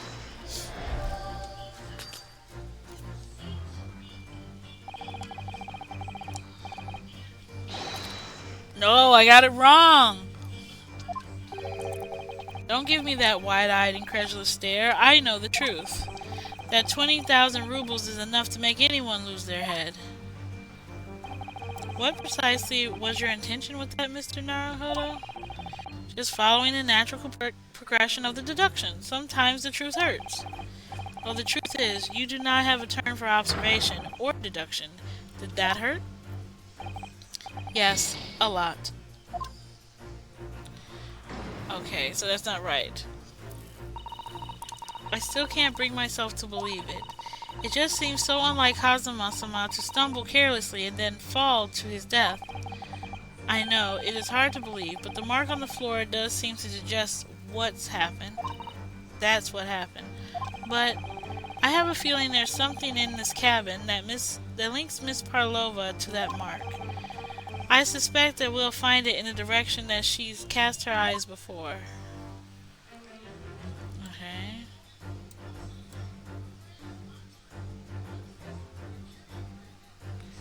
But I don't see anything. Unless it's this bottle of wine. Is it the wine?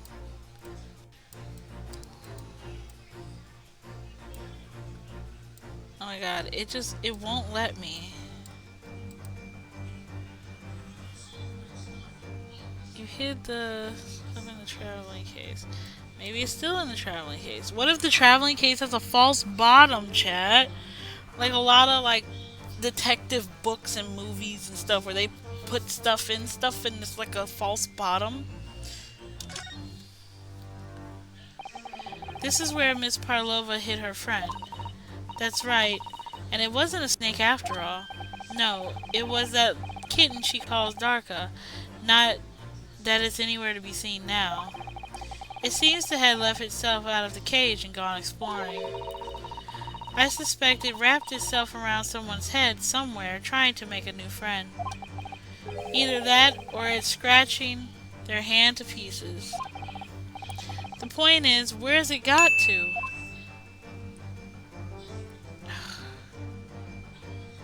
It's gotta be in here, like...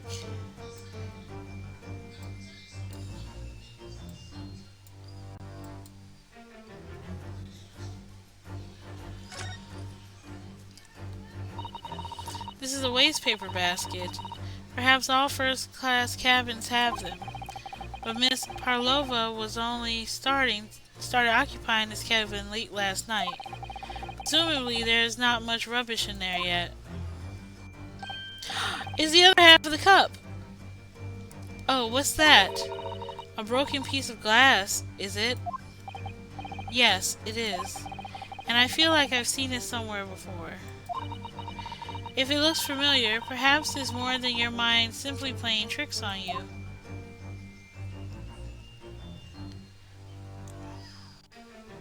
Yes! I got it right! I got it right!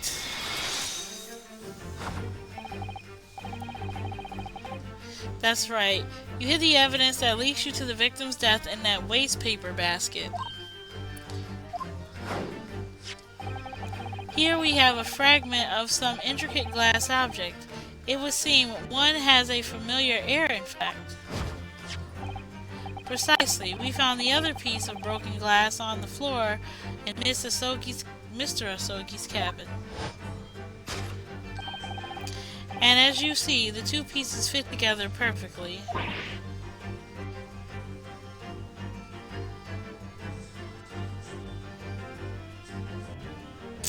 Oh no. I'm thinking real hard. Oh my god, chat, hold on. I need air. It's so hot in this goddamn room. I'm burning in here. Okay. If there was just more of a breeze coming through, I wouldn't feel like I'm dying in here. Oof. Okay. Ms. Parlova, shall we consider what this tells us?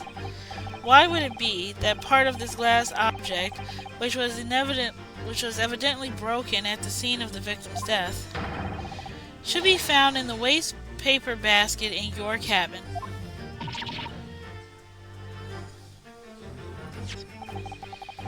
You are well acquainted with this glass bell, are you not? I don't know, in that hushed Russian accent of yours. Won't save you this time, dear girl. Why? Because we have conclusive evidence linking you to the bell in question. What? Take it away, Mr. Naruhodo. Yes. The evidence linking Miss Parlova and this little glass bell would be this photo, because that cat has like a giant bell on. Yes! If you look at this photograph, you can clearly see, hanging from Darka's collar, the very glass bell in question. I. The truth has caught up with you, Miss Parlova. The young man who lost his life last night did so after a truly inauspicious fall. Inauspicious fall. And the cause of that fateful stumble?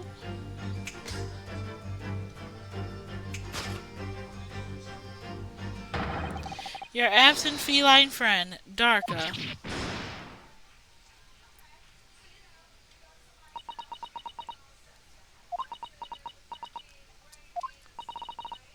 I couldn't I couldn't tell anyone. I'm sorry.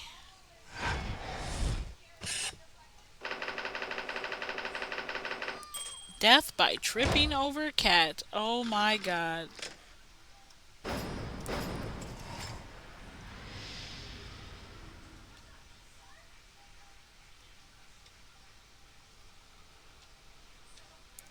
Here we go, chat. We got her now. Why don't you tell us now, Miss Parlova? Tell us exactly what happened last night. It was a little after 1 in the morning. It was so late, but I hadn't had time to feed Darka, so I gave her some food. And then, all of a sudden, she scratched me and jumped out of my hands. People do say that cats become very anxious and nervous in new environments. She was so fast, she disappeared through the ventilator before I could stop her. And that is how you acquired the rather nasty wound on the back of your hand, I take it. Yes. And I had read the rules on the wall. I knew that I was not allowed Darko with me. Yes, modern science suggests that animals can carry infectious diseases. It is a precaution, really. So I listened and listened, trying to hear if there was some noise in the next cabin.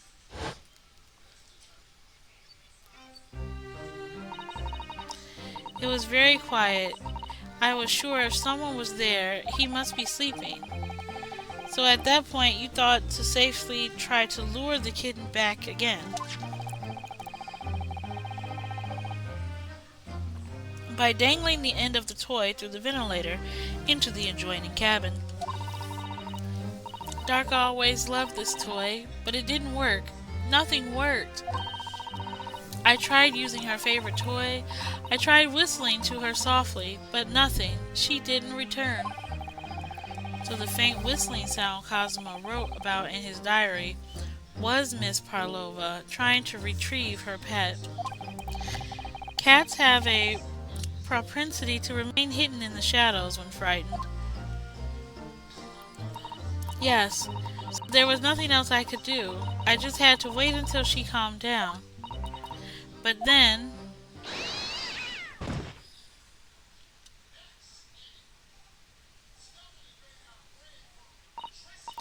I nearly passed out with shock. I heard her cry out, and then, oh, it was such a dreadful bang. Then afterwards, nothing. It was totally silent.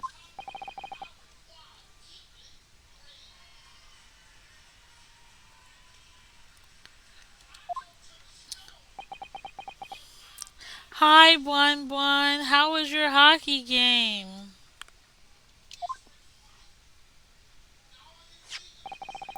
From the appearance of the brown mark on the floor, it was good. We won. Yay! I'm glad, Bun Bun. It seems like you heard was the victim stepping on the glass bell and tripping up. The SS Buria is a large vessel, but even she can pitch and roll violently without roaring. And Mr. Sogi was already off balance as a result of the ship's lurching when the kitten got under his feet. The combination of unfortunate factors could easily have caused him to fall over.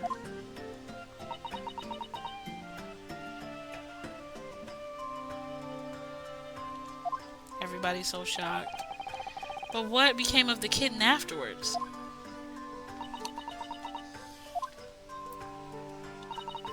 In the end, I managed to get her to come back through the ventilator. And yet Darka is nowhere to be seen. I must have forgotten to lock my case. And now she's disappeared again.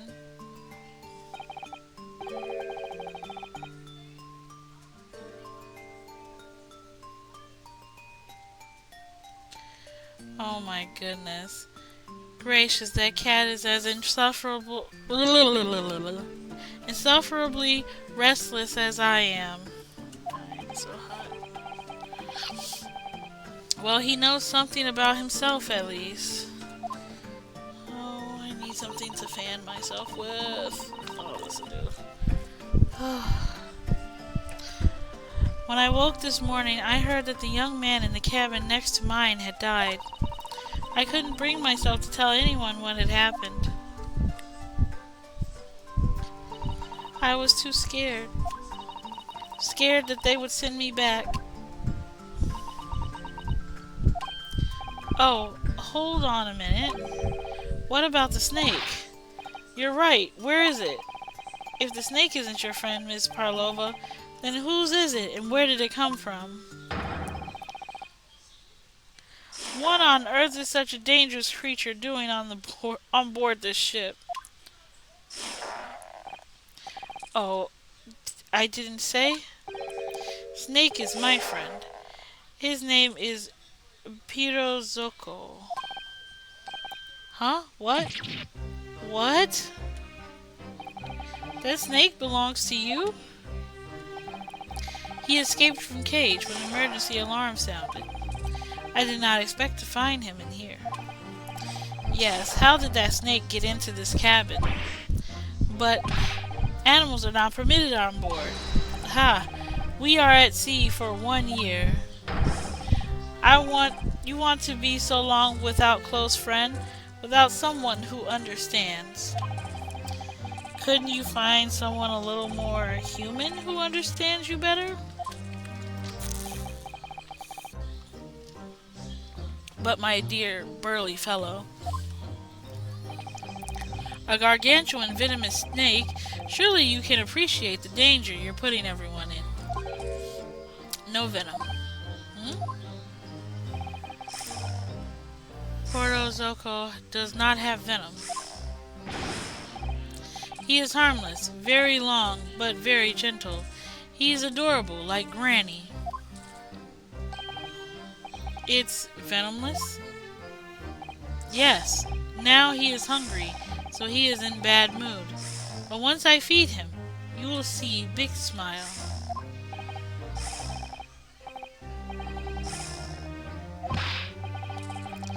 Ha, like they say, what?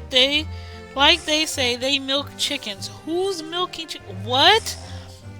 Ridiculous. Snakes that drink milk are only in stupid stories.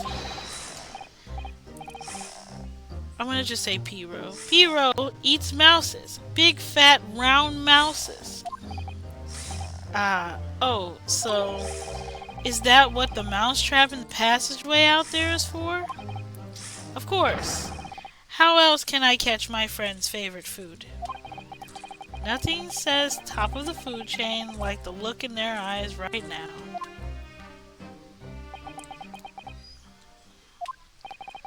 It refuses to drink milk. It can't hear a whistle. It can't climb a bell cord. And is not even venomous? How the deuce did something so inept land a starring role? Oh my god. It is not my fault. I do not make up stories. My Piro has nothing to do with this incident.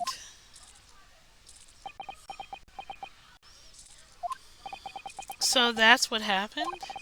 That's the truth behind my best friend's tragic death?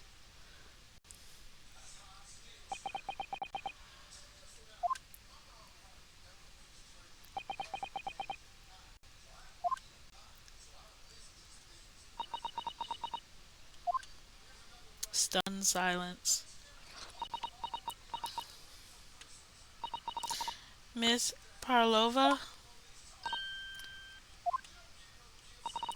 I understand the difficult situation you found yourself in, and I do sympathize. But please remember this. A young man lost his life. If you're going to attempt to cover up your guilt with lies, then no matter what the circumstances, I cannot forgive you. But what are you talking about, Miss Mikotoba? What lies? Miss Parlova just confessed everything. It was just a series of unfortunate events, an accident.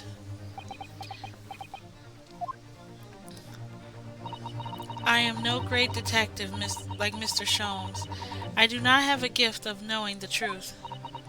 But even I can see that was not the truth. Don't you agree, Mr. Naruhodo? To be perfectly honest, yes.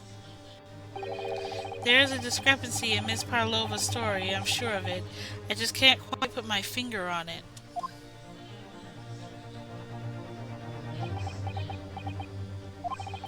I confess, I was intending to let Scotland Yard deal with any outstanding issues on this matter. Oh? I am only present here for a very specific reason. The truth is, you, Mr. Naruhodo, are simply a distraction. A distraction? I do hope you have not been finding your shackles too uncomfortable. Not again. When did he do that? Especially as they are on your wrist as a result of my intervention. I was rather hoping I could resolve matters before we made our next port call. You were Mr. Sholmes.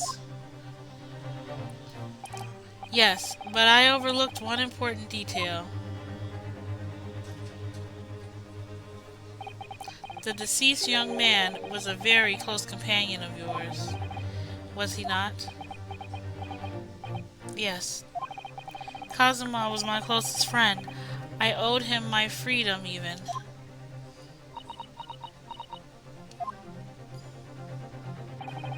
In that case, we must follow this to its conclusion. No further distractions. You must uncover the real truth here, Mr. Naruhodo. Yes, whatever that may be. The key to this is the discrepancy in Miss Parlova's story, I'm sure. If I can chase that down, maybe the truth will become clear. The truth about how you really died, about how that scene in your cabin really came to be. Alright, I'll see what I can do. Excellent. Thank you, Mr. Naruhodo. So then, shall we begin? Yes. What shall we ponder first? Is the victim who lost his life in the cabin that was bolted shut from the inside? Was this truly an unfortunate accident, or was it in fact no accident at all? That is what we must establish in the first instance. But we already established it, haven't we? The man tripped over the kitten that had climbed into the cabin via the ventilator. Tragic, yes, but still an accident. Hold it! Wait, let's just take a step back. It doesn't make sense if that's what really happened, does it? I'm going to have to ask you to spell it out for me, I'm afraid. Yes, it is starting to take shape now. There's a clear contradiction between the facts and Miss Parlova's story here. The evidence is right there in Kazuma's cabin. It's undeniable. His death couldn't have possibly been a mere accident. Really? So let's show them our hand, Mr. Naruhodo. It is time to present the evidence. The evidence that proves unequivocally that the victim's death was no mere accident. What? Is it the writing on the floor? Because the writing on the floor is in Russian. I.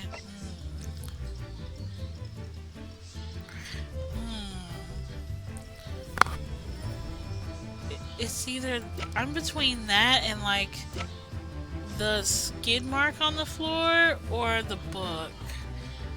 I got enough to go through it and see. So let's see. Yes! The truth is clearly recorded in this photographic print. There is no way that Mr. Asogi could have left this message on the floor. That script, it's Russian, isn't it? Indeed it is. The word written means wardrobe. I see what you mean. Most people would leave a dying message in their native tongue. Japanese in this case. But maybe he was studying Russian. It is a simple language. He could have picked it up very fast. That doesn't seem likely. That is actually not the point. It makes no difference whether he knew Russian or not.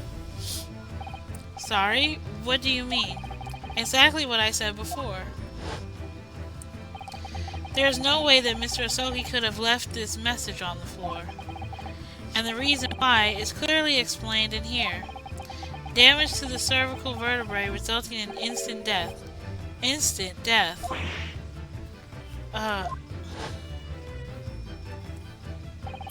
Which means after the victim fell to the floor, he couldn't have possibly written anything. Because he was already dead. That's not the only reason either. There's something else we found in Mr. Asoki's cabin. A remnant of something that couldn't possibly have been there if what Mrs. Parvoas told us was true. What? So Susato-san has noticed it too then. Putting this mattress on the floor aside, there's something else that gives the truth away. Another piece of evidence that proves that there was no accident. In other words...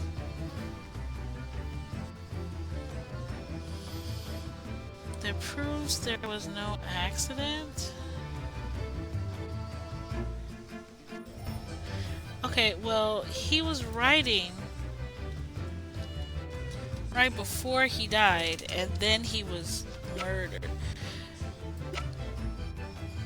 Because he wasn't anywhere near the ventilator or the bell cord if he was over in the corner writing. I'm gonna try this one. I could be wrong, though. Yes! Oh, shit.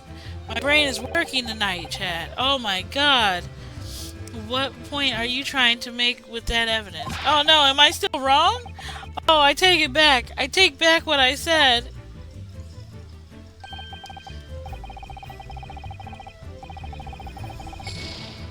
Darn it. If it was no accident, then what we should be looking for is one of two things.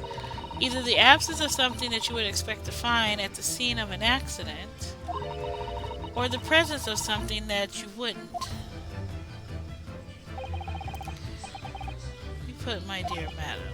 Ah, I see. I don't see. I confess your rather languid I see doesn't fill me with confidence, Mr. Naruhodo. Don't worry, Mr. Naruhodo, I believe in you. Well, more than Mr. Sholmes does, anyway. Thanks. Yes, it is starting to take shape now. There's a clear contradiction between the facts and Mrs. Parlova's story here. The evidence is right there in Kazuma's cabin. It's undeniable. Putting this message on the floor, there was something else that gave the truth away. Another piece of evidence that proves that this was no accident. In other words... So wasn't the book...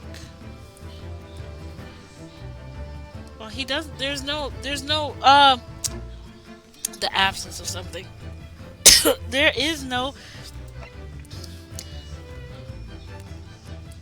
There's no traces of external injury or poison. There's also no weapon. But it was in his cabin. That means it has to be one of the items in his cabin.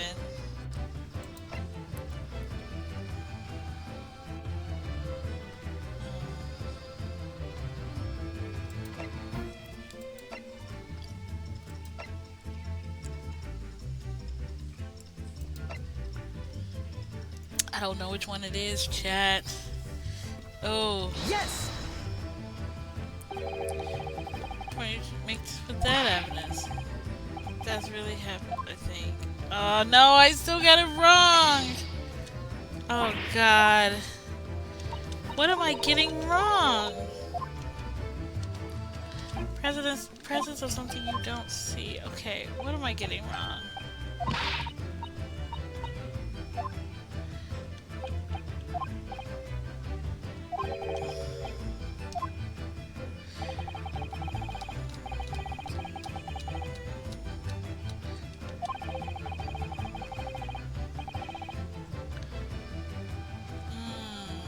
So it's not...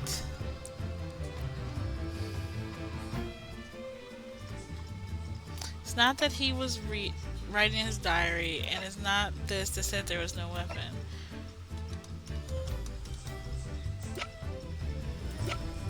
I'm looking for stuff that was in his room, so it has to be either this, or this. God, I don't know. I don't want to use up all my stuff, but... Yes! Oh, okay, I got it right. I got it right this time. This piece of broken glass next to the mark on the floor.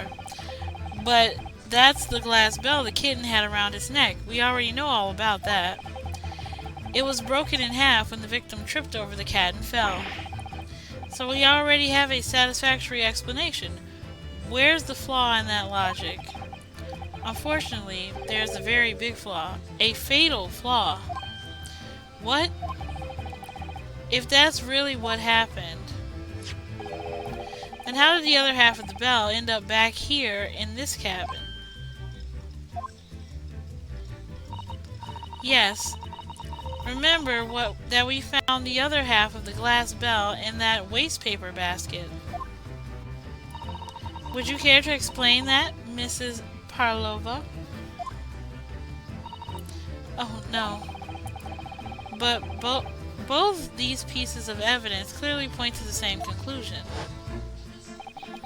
That when Mr. Asogi died last night in the cabin, there was someone else in the room. And that same person deliberately arranged the scene to disguise the truth, in order to cover up his or her own guilt.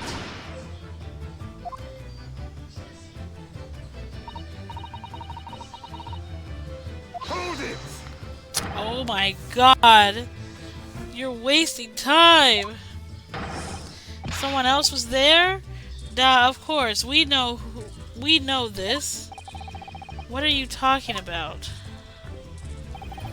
Bulkhead was bolted shut from inside. There is no way in or out. Oh yes. And the only person in the cabin when the young student died was you. Yes! It is true, I was in the cabin when it happened. You were shut inside the cabin wardrobe, to be precise about the details. But I don't know Russian. There's no way I could have left that message. Not would have, there's no way you could have left that message, to be precise about the details. Would you mind... Forgive me, my dear fellow. As I was saying, the person in question wrote the word wardrobe in Russian on the floor. In an attempt to incriminate me for the crime, even though I had been asleep in there the entire time. And then the same person picked up the broken glass bell that had fallen to the floor, for fear of it becoming evidence that would show how Mr. Asogi really died. Why would this person have taken all the pieces of the bell away? Leaving half behind was going to raise questions. Yes, well, It was past 1 o'clock in the early hours of the morning. The cabin would have been quite dark. The single small lamp suspended from the ceiling would have barely cast any light upon the floor there. A little wonder then that the culprit failed to notice a fragment of the tiny item. You're all suspicious of me, don't you? Hold it! Seaman Stroganoff? Nina is woman of sea. She is daughter of strong sailor. 2 years ago, they noticed her dancing skills and she went away to join ballet company. But before, she was dancer on this ship, a member of ship's band. You do not accuse ship's angel of being criminal. Ah, so that's it. You say that when young student died, Nina was there in his cabin. But that is not possible. I give my tooth.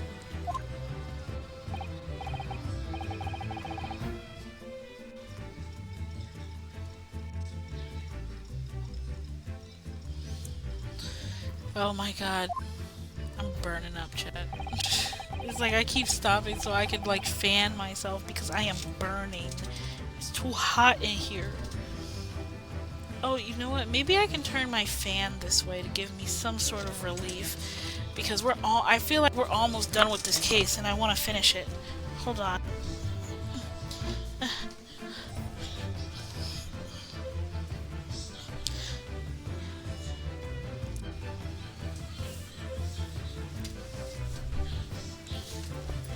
Oh, come on, fan. Work with me.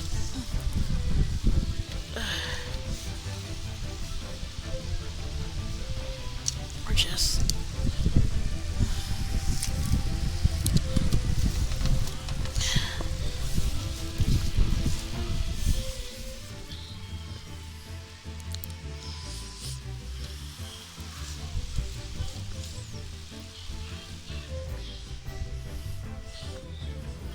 Okay. Alright, fan. Hopefully that'll work. Okay. I can't feel it too bad, but it's better than nothing. Whew. Alright. Why would you give your tooth, pray? How can you be so sure? You are a great detective. You should know. Look truth in eyes. Cabin bulkhead was bolted shut from inside. Nobody could go into cabin. Not Nina, not anyone. Or you want to tell me that killer can walk through locked doors? Yet, it's impossible. He's right. But wait, we read about this in detective stories. People often tie thread around door latches so they can open and close them from the outside. Thread? Are you stupid? These are bulkheads, not barn doors. Certainly not. These are watertight doors, as one would expect to find in any modern steamship. Constructed of heavy steel, with not a gap in sight, no threads, nor needles, or magnets could have been used. No? No, of course not. I thought so, too. But Mr. Naruhodo suggested it earlier, so... Sato-san, how could you shift onto me like that? Dang. So Seaman Stroganoff has a valid point. The cabin door couldn't have been bolted shut from the outside.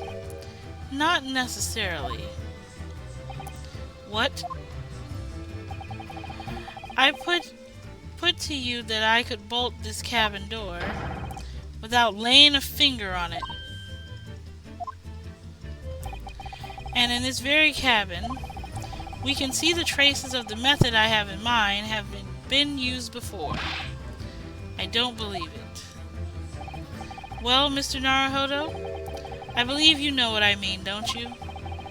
A way to shut the bolt of the cabin door from the outside?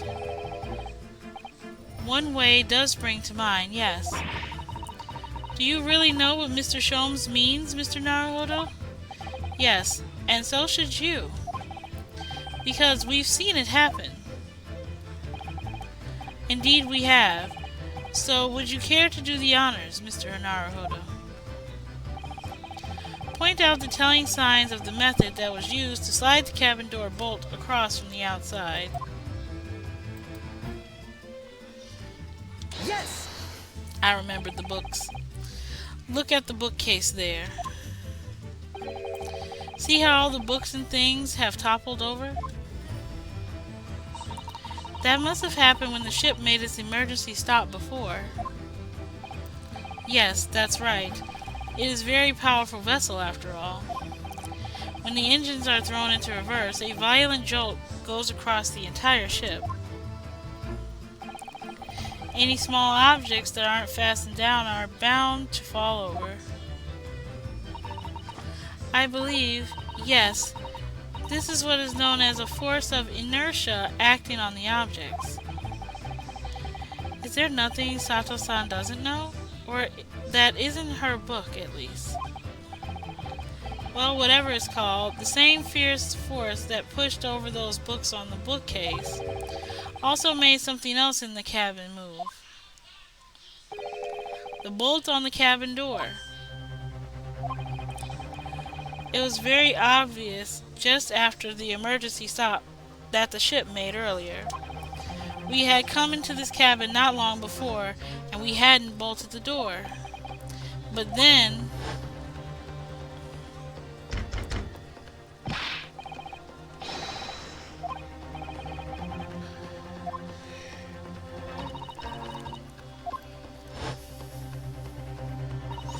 Oh yes, that's it. When the ship stopped suddenly, the bolt flew across and locked the door. Yes, it is made of metal, and it's small and light enough to be moved by the ship's sudden change in speed, or the force of inertia, if you want to call it that. Are you trying to say that last night, after Mr. Asogi was killed...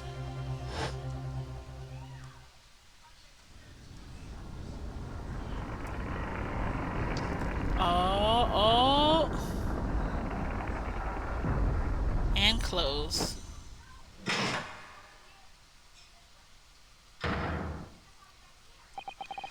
The SS Bird made another emergency stop?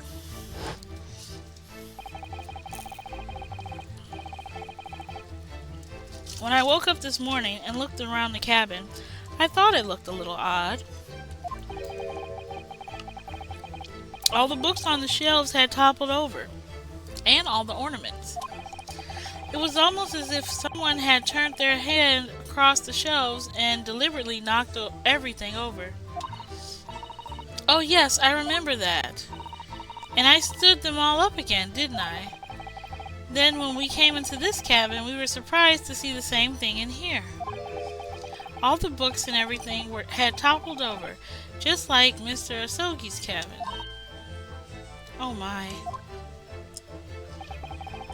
Do you have anything to say about this, Miss Parlova?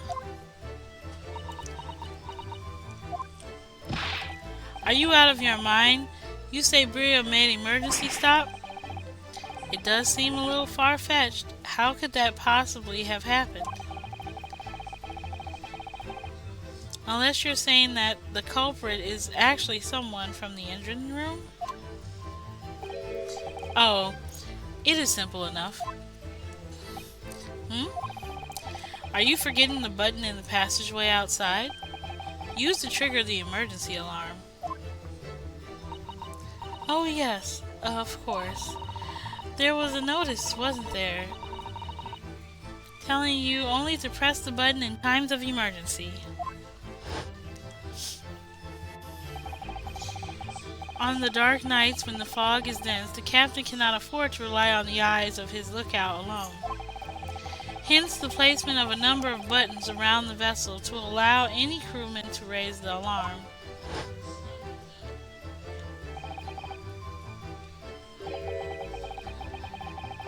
Oh no. Yeah, she almost did that too. Oh, he's looking away. Wait, it was you? When the button is pressed, two things happen in the entrance of safety. The emergency bell rings and the vessel comes to a complete stop. As indeed, it did a little earlier today.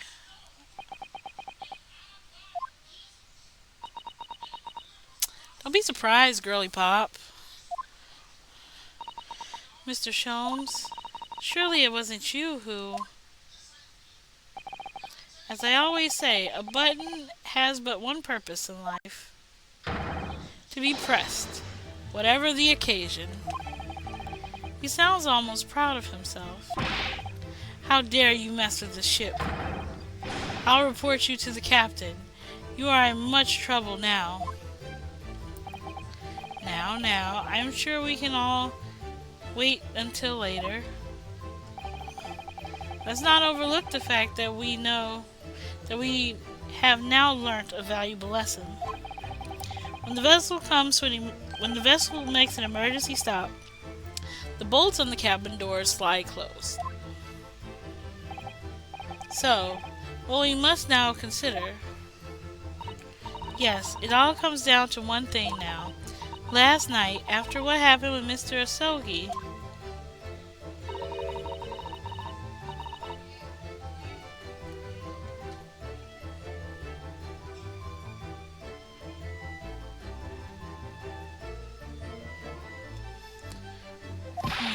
you are idiots. Buria is a large ship and has many passengers. If we make emergency stop it, even in the middle of the night, there will be chaos everywhere. What are your thoughts, Mr. Naruhodo?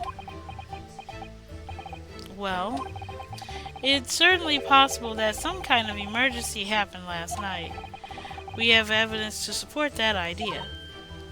Really? What evidence, Mr. Naruhodo-san?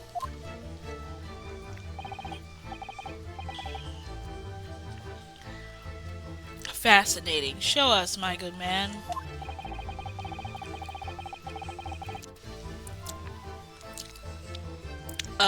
I would say it's her getting on the ship because she got on the ship last night, according to them. And also this, he didn't put any entries in here. Let's go with this one first. Yes! Seaman Stroganoff. Yeah. It's your duty to patrol the first class area of the ship, isn't that right? That is correct. Why? And the ship's log here, this will be where you record the details of your duties.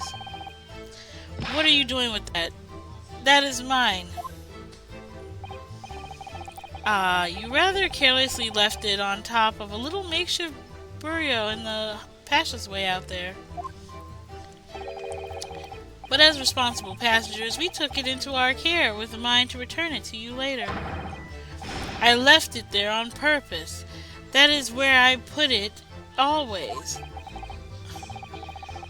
The point is, looking at what you usually record, it is clear that under normal circumstances, you write the phrase, "nothing to report," every 30 minutes.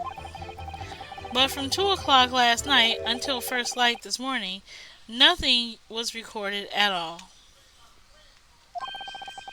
Nothing recorded in the log?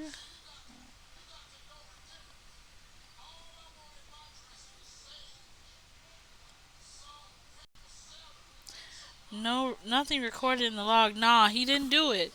He didn't put nothing in there. It blank after 2 a.m. It blank. That is, because nothing happened. But if nothing happened, you would normally write nothing to report, wouldn't you? Indeed so, which tells us that shortly after 2 a.m., something happened here aboard the SS Buria.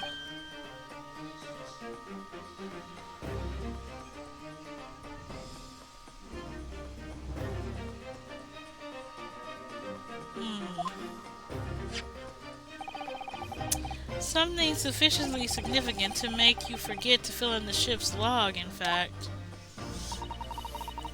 Are you suggesting that the ship really did make an emergency stop in the middle of the night?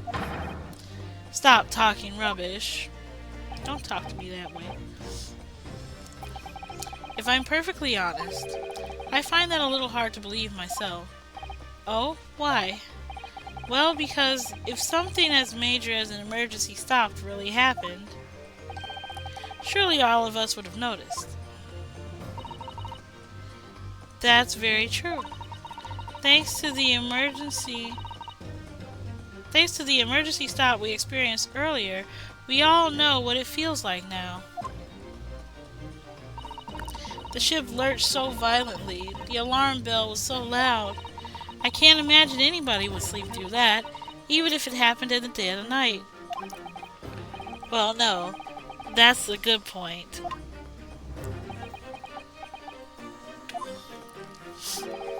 What of the throbbing? That's what I want to know about. Why do we all have headaches? I'm sorry, what do you mean? Your head, man. The throbbing of your head since this morning. We all suffered with it.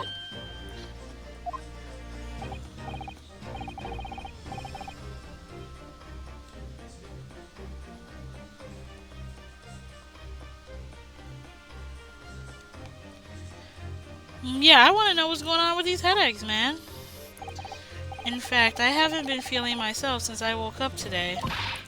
Nor have I. My head has been feeling heavy ever since dawn. Yes, you've all been afflicted, haven't you? Just as I suspected. He's right. My head's been throbbing today, too. And since eating dinner yesterday evening, everything has felt sort of hazy. I can't really remember anything that happened after I climbed back inside the wardrobe. Then the first thing I noticed this morning was the throbbing pain in my head. I had already been drugged out of the wardrobe.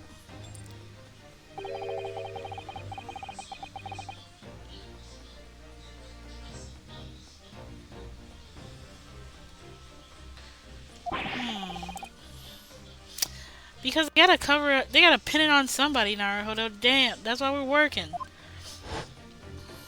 Alright, tell me, Mr. Naruhodo. You boarded this vessel as a stowaway, didn't you?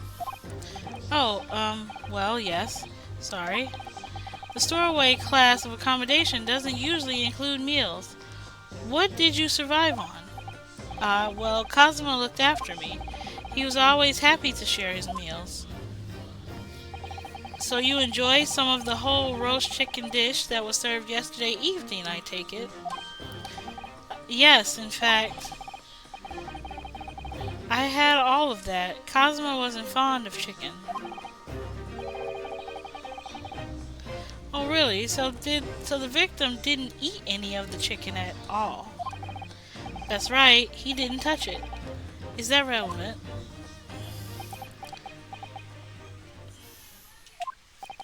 My dear fellow, does that not strike you?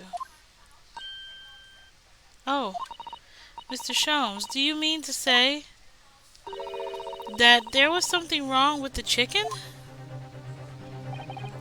I do. No, really? Is that really true?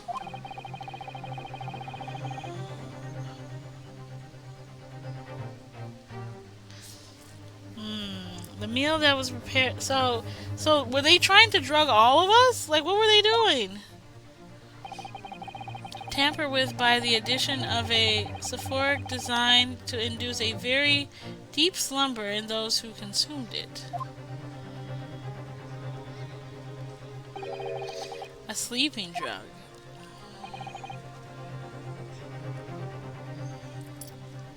What do you mean? Whoever did this laced every meal with a sleeping drug so no one would notice the ship's emergency stop? Mr. Naruhodo, of course that's not what Mr. Sholmes means. What a far-fetched idea. Precisely. Lacing every meal of every passenger on board with a soporific drug would certainly be impossible. Unless, that is, every single member of the crew was a conspirator. What? Mr.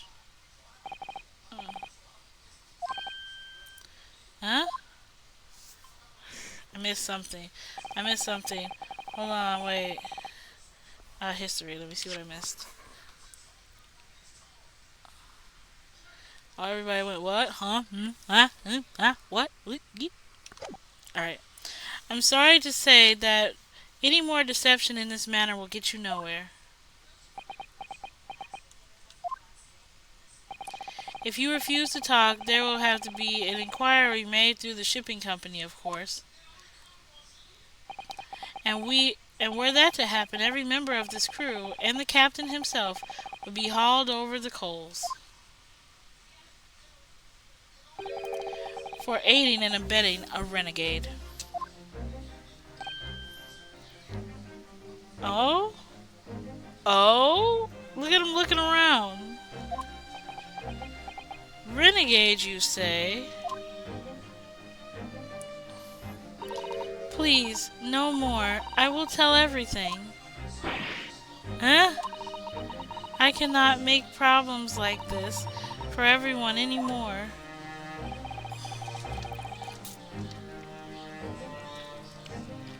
These crewmen are your former comrades, I believe.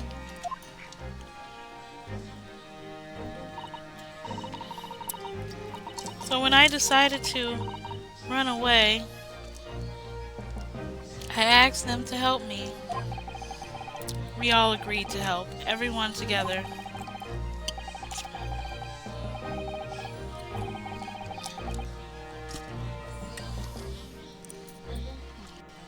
Oh my god, I keep trying to drink more water and it keeps getting stuck. Something is sticking. Okay, better. I don't believe it. You are right. We put sleeping drug in chicken last night. Yes, I remember now. I did notice chewing on a lump of something strange and bitter at one point. We could not make all drug. How do you say, dissolve? Ugh, talk about heavy seasoning. At midnight, the waters near Shanghai, we brought our angel on board. She was helped by a comrade on shore with small fishing boat. While all the passengers of the SS Beria slept soundly, thanks to the almost magical effects of the slumber-inducing potion in their evening meals had contained.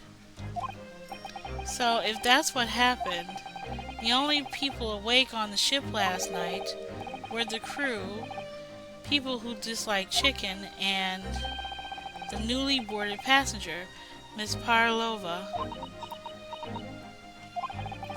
And that means it would have been possible for you. You could have used the emergency stop trick to lock Kazuma's cabin door.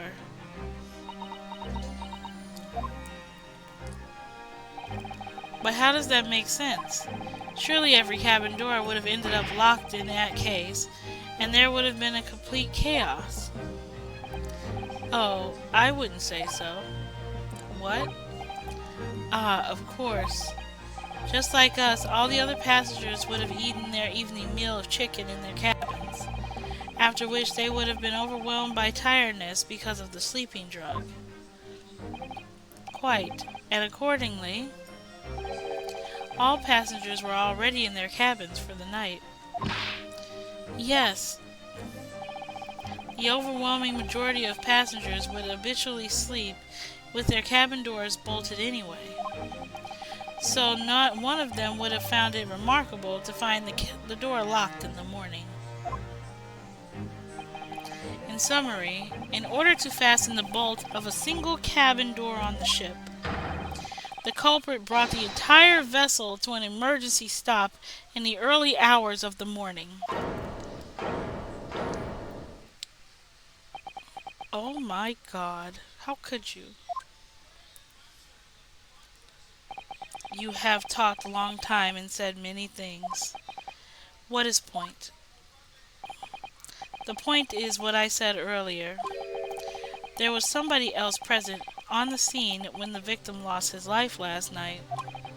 Someone who left a message in Russian on the floor and who attempted to incriminate another.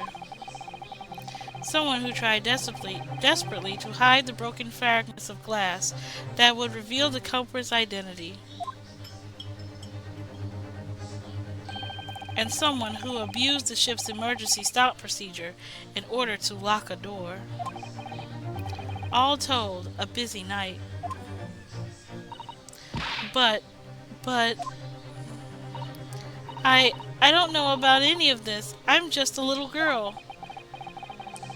You like to speak with your long English words and explain your clever ideas. But I am Sailor, and sailors don't listen to long, boring stories we don't believe. Sailors like me, we trust only what we see with our eyes. A laudable trait. What? I am quite of the same disposition, my good man. Observation to me is everything. Mr. Naruhodo. Oh, yes? Do you hear it? The accusatory cry of guilt on the wind. What accusatory cry of guilt? So sorry, you've lost me. Proof of involvement, man. But you can't hear such a call with your ears. No. You must hear it with your eyes, for observation is the basis of all deduction. What are you talking about? I believe the time has come. For one final logic and reasoning spectacular to expose the truth. Oh snap, chat, here we go. Ugh, my butt. So Mr. Naruhodo, your assistance, if you please.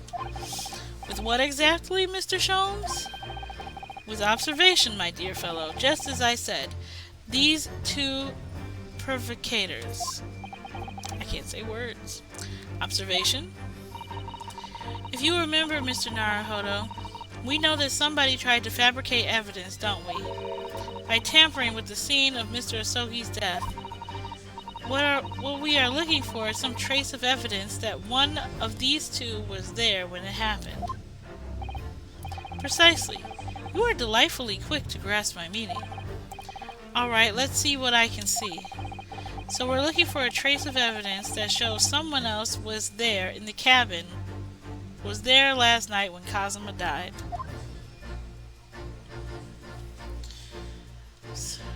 What suggests that there was some... Oh, I see it. It's down there. Yes!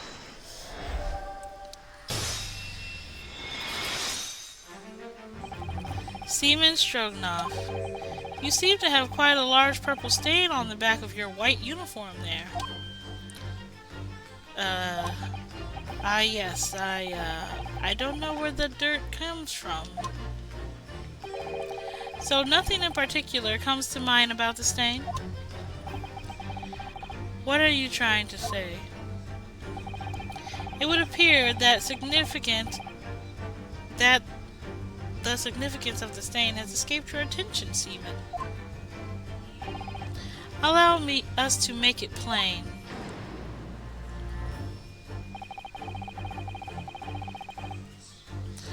It is a very large purple stain on the back of the Seaman Stroganoff's uniform. And I think what made it is clear. Indeed it is. So, Mr. Naruhodo, present the evidence that proves it. My pleasure. Alright then, what evidence proves that the stain on the back of the Seaman Stroganoff's uniform really is? What it really is? What caused the purple stain? Oh, the ink. The ink caused the purple stain, but do we just have the ink? Like, let's see.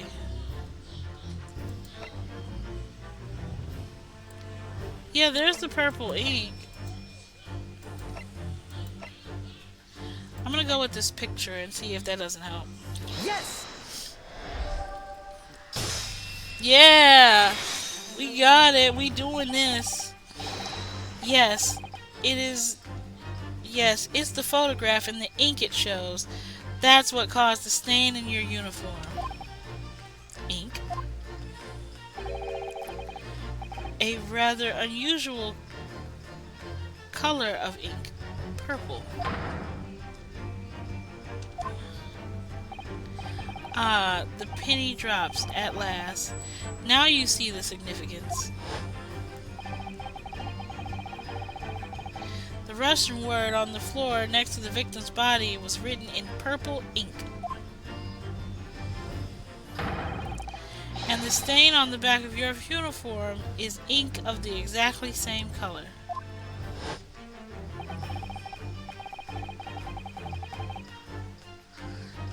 If the ink had been dry, it couldn't have possibly stained your uniform in that way. Which means you must have been present in the cabin, and the moments immediately after the ink was spilled. Oh no. Please tell me you guys are going to tell the truth now. Alright, yes. It was me. I did it. Everything. Oh? You're telling the full truth and nothing but? I arranged everything in dead student's cabin to make it look like wardrobe man did it. Then I pressed button to make Bria do emergency stop and bolt cabin door shut. I did everything so no one would suspect our angel.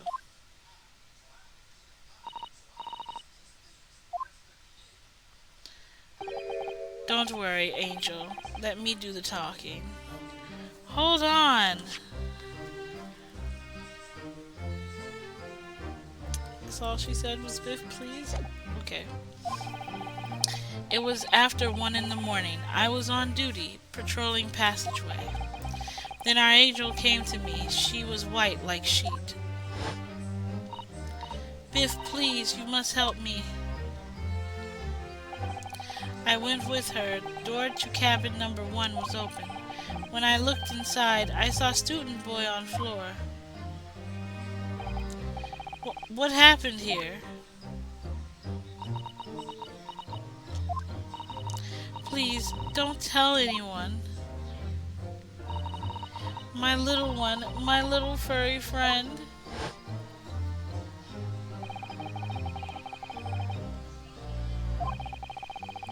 The kitten escaped through the ventilator into Mr. Asogi's cabin. Then he tripped over it and broke his neck when he fell on the floor? Yes, that is right. So after the incident when the cat ran away, Miss Parlova then visited the cabin next to hers, only to find its occupant lying lifeless on the floor.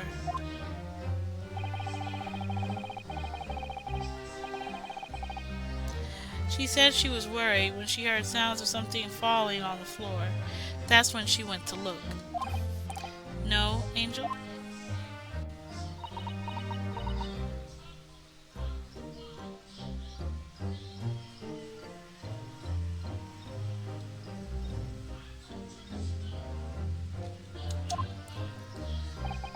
The door was not locked, so she opened to look, and you already know what happened after. Oh, he really did trip. There's just one thing, if you wouldn't mind. What?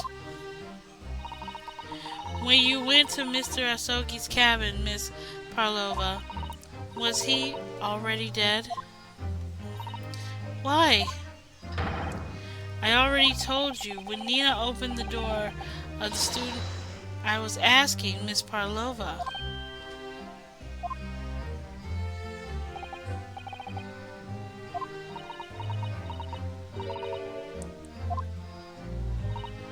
Oh.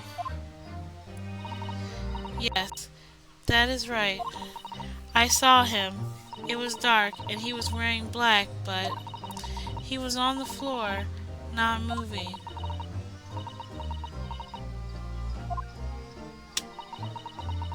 This is insane, man. So our boy just tripped? Like, he just tripped? Is that what you're telling me? Oh, I understand, and I believe you. He just tripped? So this is is that finally it now? Have we discovered the real truth about Kazuma's death at last? Ah, something very nearly slipped my mind. Oh, Mr. Sholmes. This photograph. Yes, I took this myself, you know.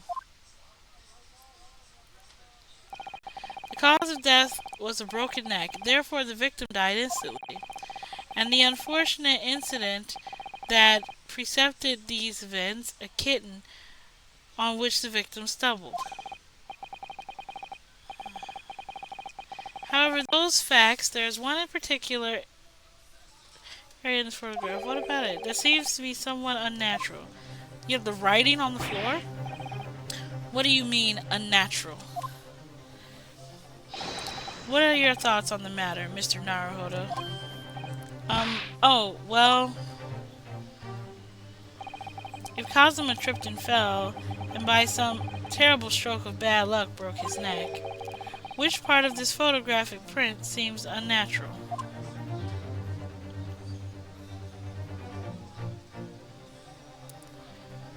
Seems unnatural. I guess it would be his finger? Because look at how his hands are clutched. Maybe it's his finger? Like, I'm gonna go with the finger or the words, right? Because he's clutching this fist over here, but he's not doing it here? And it looks kind of weird right here. Yes! The word Russian clearly wasn't written by Kazuma. So you're looking for something unnatural. The obvious point. Very true. It is certainly peculiar, but it's not what I mean by unnatural, I'm afraid. That particularly crass detail was orchestrated by the culprit.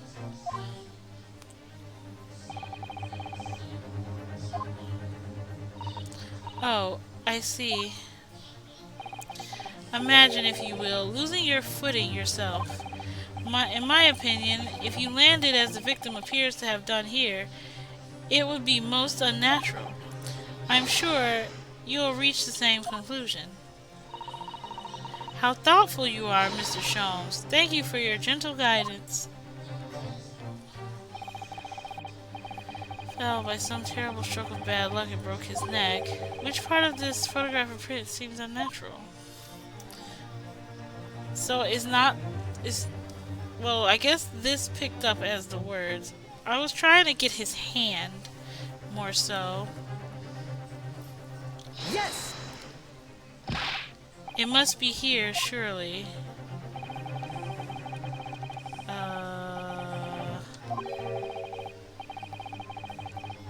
No, that's not it. That's wrong. I'm about to lose the thing. And it can be equally helpful to... Oh, man. I lost another one.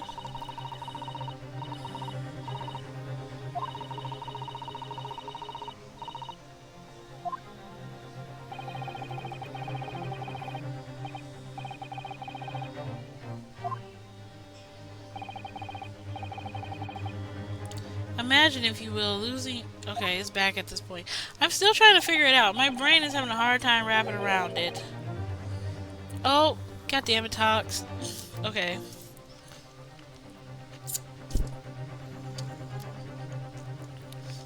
I might have to go add more water to my cup now because of Tox.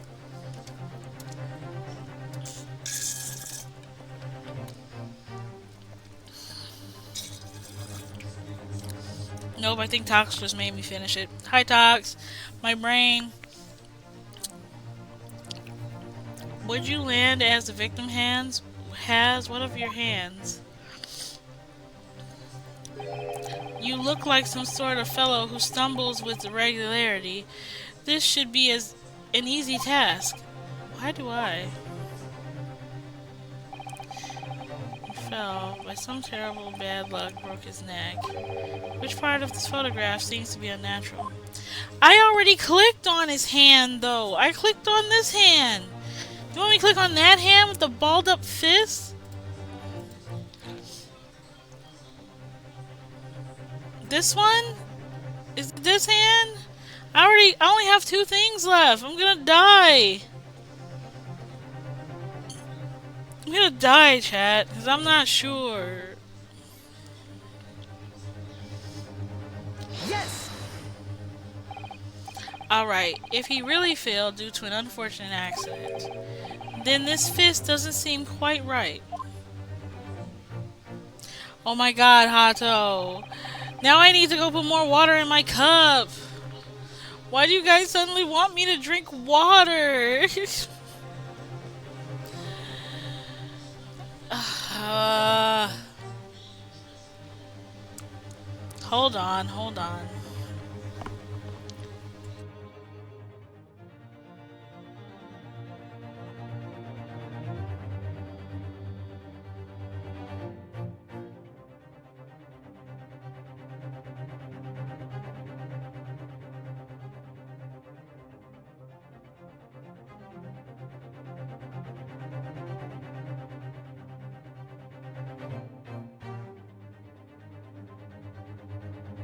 Okay, I've got somebody getting me water. Are you too happy now? The exact same thought occurred to me. In a fall, one's instinct is to open the palms flat.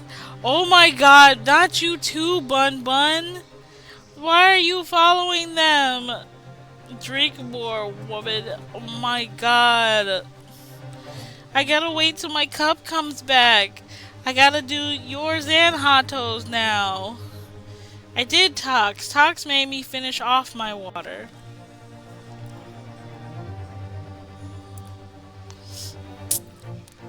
Why do you both want me to drink so much water?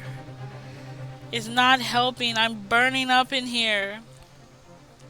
Keep me hydrated. Did you refill it? The Okay. This is all the water left in the fridge. Okay.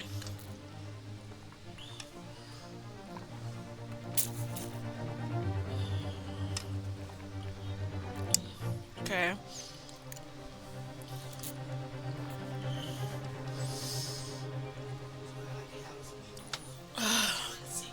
No, you can't. Stop asking for my smoothie stuff. Ugh. You said drink a lot of water. Go. Ugh. I got both of you. Whew. Hydrated. Yet here we see the victim with his left hand tightly balled into a fist. Almost, you might say, as though he were gripping something. Oh, why she look all scared all of a sudden? What do you mean? Simply that I took the liberty of investigating the victim's fist a short while ago. You did? And what, pray, did you imagine I found there, my dear fellow? Mr. Sholmes? Show us, please. Why, of course, my dear madam. Why would I keep you in suspense? This is what I found. Oh, a crescent moon with a little gemstone in the middle. Yes, you're right. A crescent moon. It's very pretty, but what does it tell us? It tells us nothing. I'm not so sure. That crescent moon looks... It looks familiar somehow. I'm sure I've seen it somewhere before. Where's the court record? Hold on.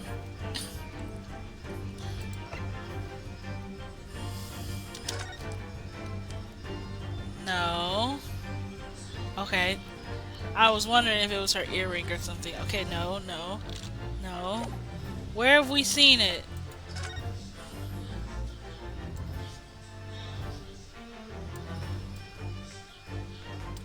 No. It looks familiar. Then where the floopity flop did we see it?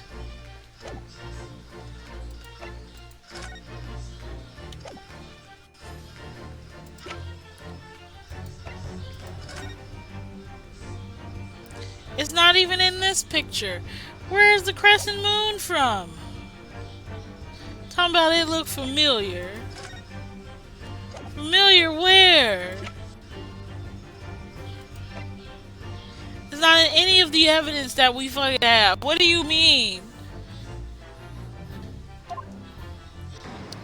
Where have you seen it? Observation, Mr. Naruhodo. That is the key. What? The truth is now tantalizingly close. How did that crescent moon come to be in Kazuma's clenched fist? This is the final clue, the last piece of the puzzle. Ask yourself, what does this little crescent moon mean? What significance has it? And observe. Find the answer with your own eyes. Where did the crescent moon come from?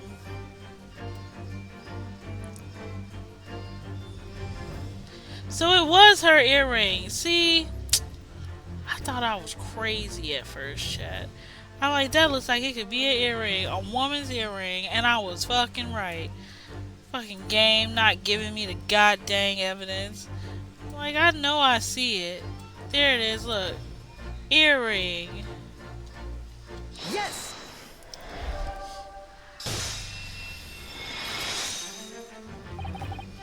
Miss Parlova, on your ear there. I see you have a crescent moon as well. What? I swear, that dude there.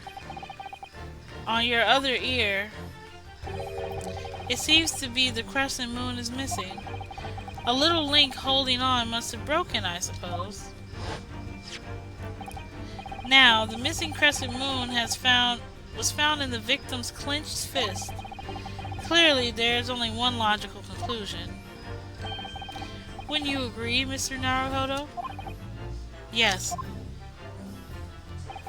Miss Parlova, Mr. Asogi must have grasped that crescent moon and pulled it from your ear. Perhaps just moments before he fell to the floor. In other words, last night, in Mr. Asogi's cabin, you witnessed the moment when the victim fell with your own eyes.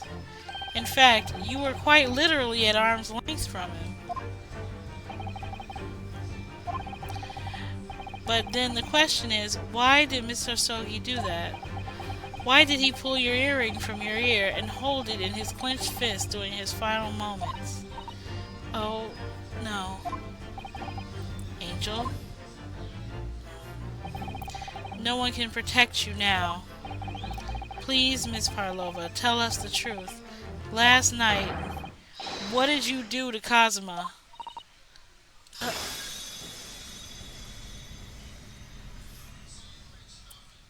Oh, snap. Truth time.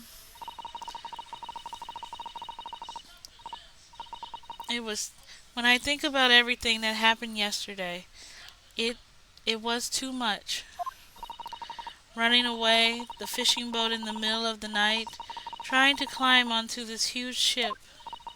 And then, when I was at last in this cabin and could relax after this horrible long day.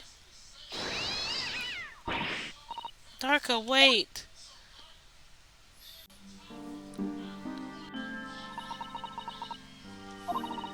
I couldn't believe it when she disappeared through the ventilator. I tried to call her with a little whistle. I tried waving her favorite toy. But nothing worked. Darka would not come back.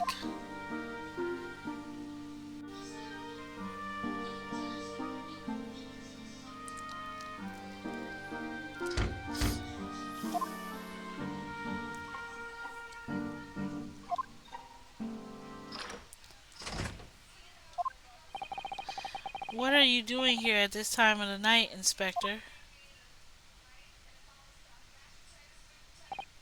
Oh, I'm sorry. I thought it was a friend of mine.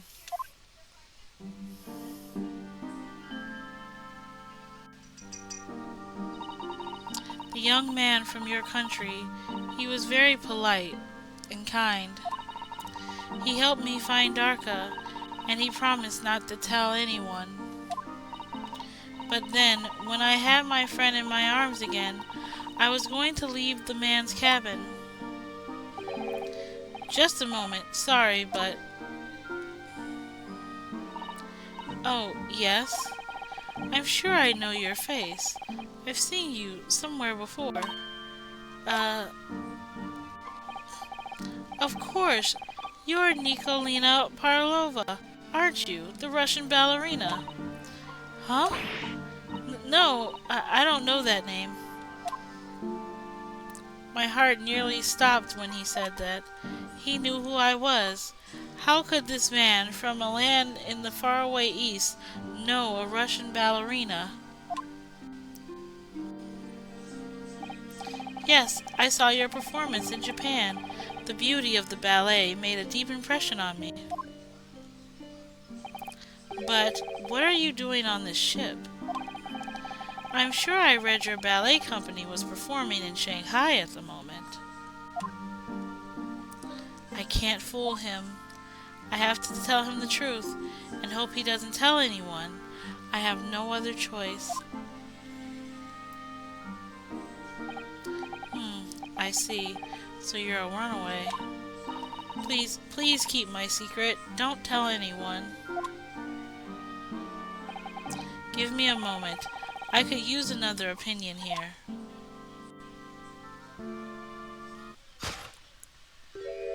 He's going to pull that cord. He's going to tell the captain.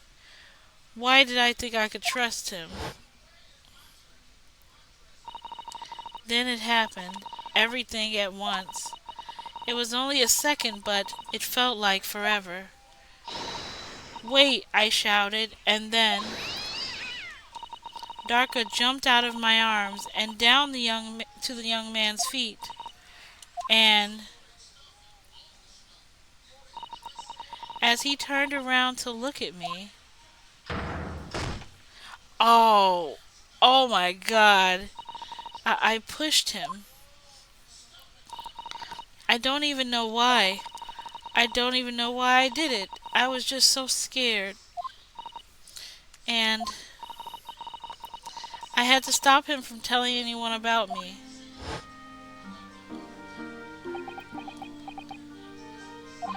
And that's when you went to fetch help? From Seaman Strogoff, who was on duty out in the passageway. I heard Nina cry out and a thud on the floor, so I ran to her. She was standing at the cabin door, shaking like a leaf. She looked at me and said, "Help me, Biff.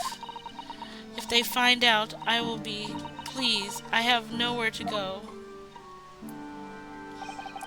So you decided to help. And that's when you arranged things in Cosmo's cabin to make it look like I did it, so that no one would suspect the passenger in the cabin next door. Yes. I went into the cabin and looked around to make sure there was nothing to show Nina was there. And then I found a stowaway in a wardrobe, still sleeping. Right. That was when he found me. So you worked out a plan to lay the blame on the stowaway. I closed the wardrobe doors, put back the strange paper sign. Luckily for me, that was the only reason Susato-san started to believe me when I said I was innocent. I dragged the young man's body to a good place and used ink that was spilling to write on floor. I wrote so that the person who found him would look inside the wardrobe and find stowaway. And tell me, what of this glass bell? It was by my feet, so I picked it up. I see. But it was dark in the cabin. I didn't notice the other half. Then Angel went back to her cabin, and I finished the job.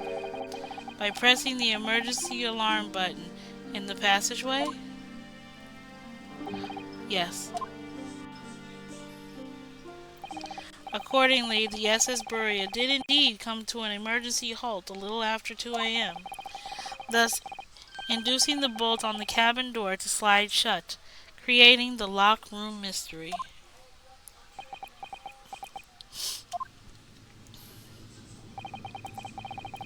There is still one thing I don't understand, Miss Parlova.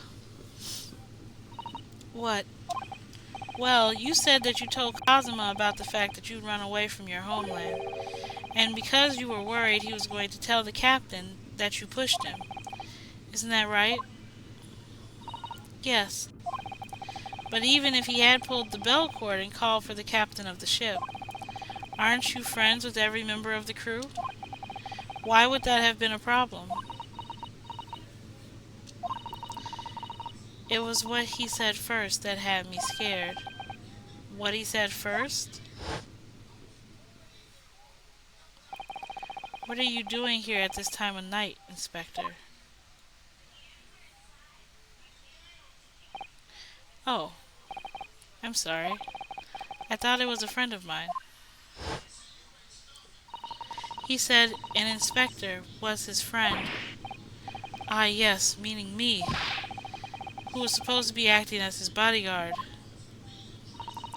I thought that if the police knew about me, they would arrest me. Oh, you're about to get arrested now. So before he could pull the bell cord, I...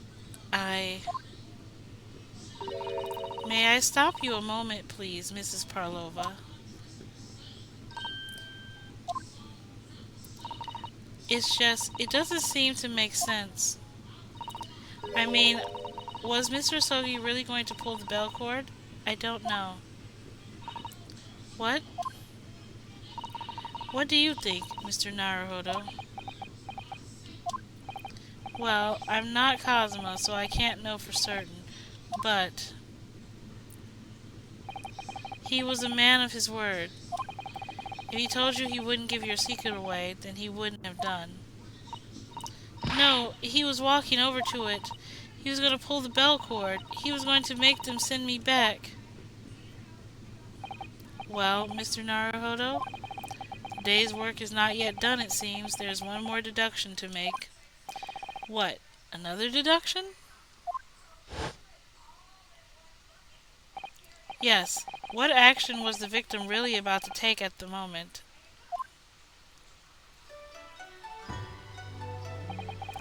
Can we determine whether the young man's gaze where was directed? Oh yeah, he was gonna open the wardrobe. I could tell that right away. First, consider the victim's location within his cabin. That's easy. I remember every detail of that room. I mean, yes, I spent quite a lot of time in the wardrobe, but still.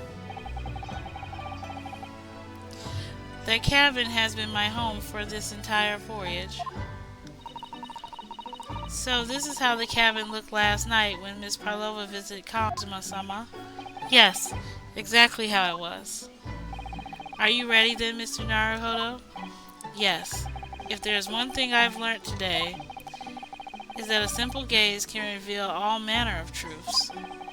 And not only that, in order to draw the right conclusion, you can't afford to be out by even a little bit when you're following the gaze to where it lands. So, when he turned away from Mrs. Parlova, what exactly was Kazuma looking at?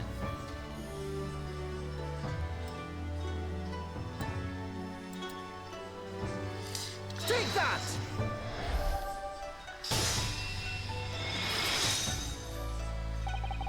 Considering everything that happened last night, certainly it may have looked as though Kazuma was going to ring the bell cord. Yes, however, what is directly beside the bell cord? The wardrobe.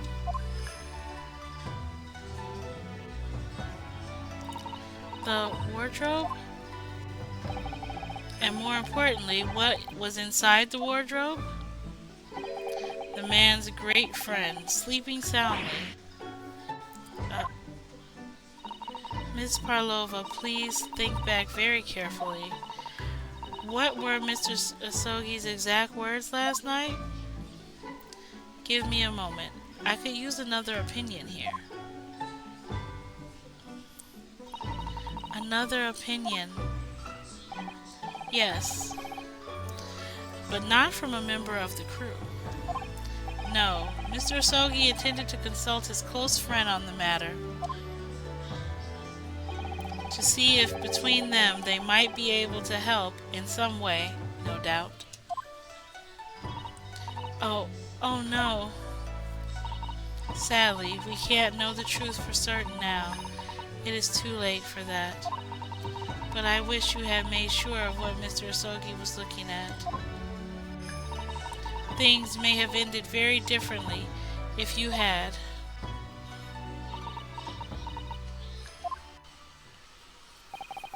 Miss Parlova, I want to thank you for finally admitting the truth. But unfortunately, the truth is a man lost his life because of what you did, and that will never change. I hope you will never forget that. I'm sorry. Really, I'm so sorry. What have I done? You killed our boy, is what you did. You killed our boy. And so, at long last, the mystery surrounding the tragic accident on the SS Buria was finally laid to rest. She killed our boy, Chad. It was all her fault. We were supposed to go to England together. And she pushed him and made him break his neck on the bed. What will happen to Miss Parlova now, then? Once we reach Great Britain, she'll be handed over to the British police at Scotland Yard. What about the fact she ran away from Russia? Won't the Russians try to get her back? Apparently, the English detective can speak to the immigration office and sort all that out. Mr. Sholmes can do that? She won't be going back to Russia then. No, I don't think so. Even if she wanted to return in the future, I doubt she would be able to. She ran away, so now she's in exile for life. I see. I'm sorry. Seaman Stroganoff? I wanted to help our angel, no matter what. But I didn't think about you, about how you lost your good friend. I will go with Nina. I will give myself to British police. That is kind of you. And in the meantime, thank you for letting me go free again. Kazuma's death feels like such a waste, but... Well, do what you can for Miss Parlova, won't you?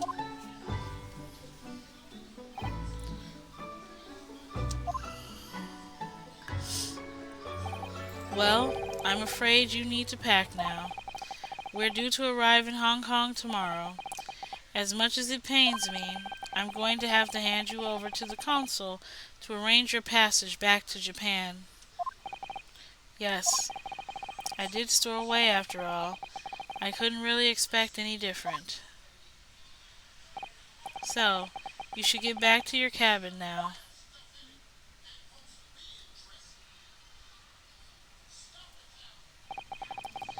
It looks like my study tour to Great Britain is over before it even began. To think it was only days ago Cosma and I were laughing together about how we tear up the streets of London. It seems like a distant memory now. Oh, what's that?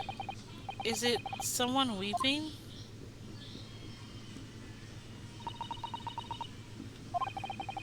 Susato-san?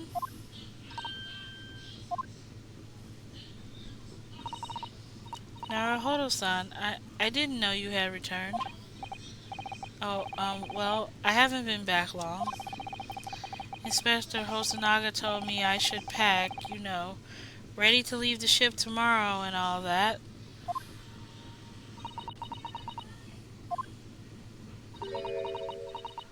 Oh, she's so sad. I still can't believe this has happened. I can't believe someone's life can be over just like that. Susato-san. Oh no, we're all sad, Susato-san. He had such grand ideas for this visit to Great Britain. So many dreams. And now they've been cruelly taken away, just as he has. I thought I could never forgive the person responsible. But now we know the truth. That it was just an accident. Just a silly series of mishaps. It's too much, Naruhodo-san. It's just too much. Yes, I know. I wish there was something I could say. Inspector, my duty was to see Asogi-san safely to Great Britain, but I failed, and caused his two closest friends great pain and suffering as a result. I've let everyone down, and I will do anything to make up for my terrible blunder. Nobody blames you, Inspector. Huh? I'm about to say, how did I get... Why do I have handcuffs on again? Wait, what? Oh my god. Bro, nobody's in here laughing right now. Surprise, Mr. Naruhodo? What... What is the meaning of this? Oh, a trifling matter. Simply that in my head, I think I should always picture you wearing those shackles. Without them, the balance seems all wrong. It's distracting. Sorry? So I decided to restore them for old time's sake. Shall we say you are a stowaway after all? Sir, I'm not in the mood for your shit. Go away. He thinks this is funny.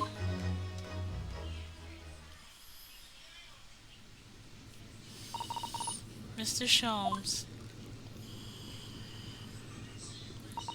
we do appreciate all your assistance. I'd like to thank you from the bottom of my heart. Not at all, not at all. And though it is a little late, may I offer my sincere condolences. The loss of your companion is truly heartrending. I hope you will be able to fulfill some of his aspirations in his honor. I'm afraid that won't be possible.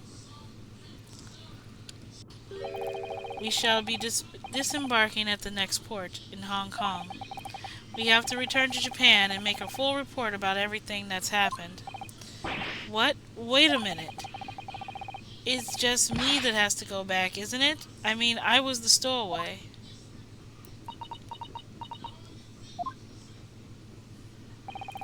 The terms of this study tour were negotiated by the Department of Justice in both Great Britain and Japan. It has to be one lawyer and one assistant. Was to be. In the light of Mr. Asogi's unfortunate death, I'm afraid the study tour can no longer go ahead. Oh no. I do not care for me, but... Poor Sato-san. My dear fellows, the majority of problems have been extremely simple solution, you know. All you require is one lawyer, and the study tour can continue, surely. But there is no one else with the necessary qualifications, Mr. Sholmes. We know of no other lawyer. Qualifications, you say? Any qualifications obtained in your own country will be of little value in Great Britain, I'm afraid. Oh? But anyway, the voyage to London still promises a good month of time. Ample opportunity, I would say, to find yourselves another suitable lawyer.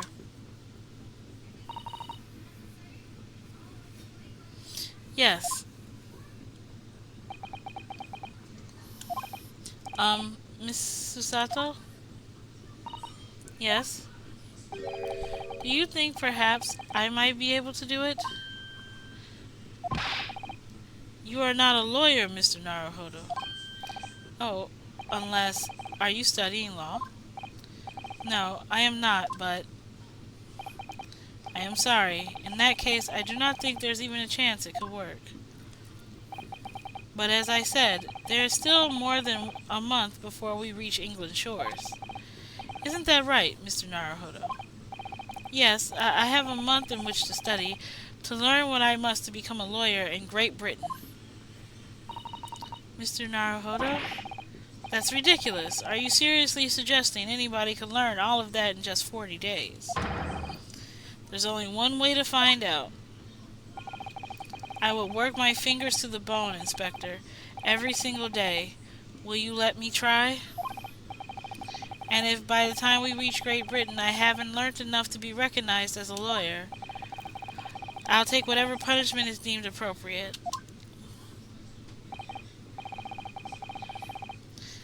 But why put yourself in such a difficult position? For Kazuma. He said that there was something he had to do in Great Britain, and that he would sacrifice anything to make it happen. He was passionate about it, and I can't let all that passion just come to nothing. Jesus. Anyway, as for my own benefit too, I will become a lawyer. I have to. What do you say, Miss Susato?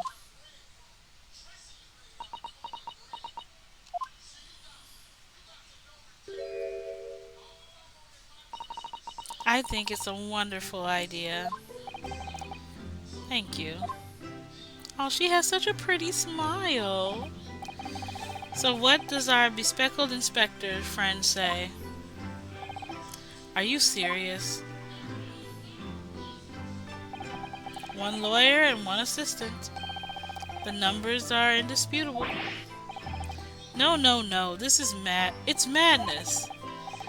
Yet fascinating, wouldn't you agree? Fascinating? Duty and rules are dull routine of existence that we all abhor. Give us interest. Give us fascination. Speak for yourself. Besides, qualifications are no measure of a man. What matters is his character. No? And you've witnessed ample evidence of this man's exemplary character today with your own eyes. From the early hours of this morning until this very moment now. Despite contending with the passing of his close companion, and despite the accusation of guilt, this man has shown resourcefulness, intelligence, and above all, courage.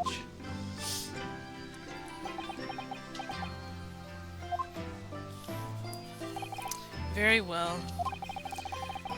I'll think of a clever way to word my report to the Department of Justice. Inspector! After all, I did just make a promise, didn't I?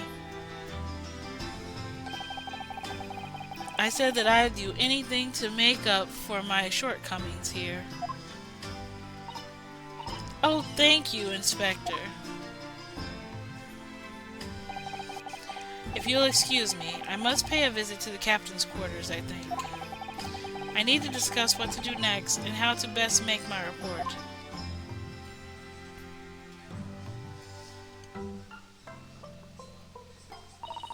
Are you really prepared to attempt this, Mr. Naruhodo?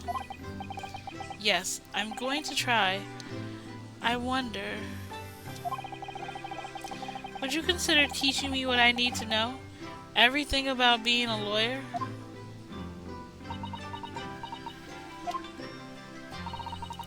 I would be delighted to help you. I am a judicial assistant, after all. Thank you.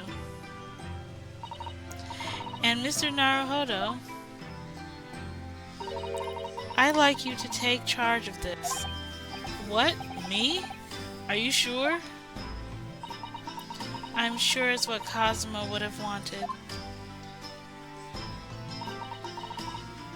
Its name, Kuruma, its great sword, has been in the Sogi clan for generations.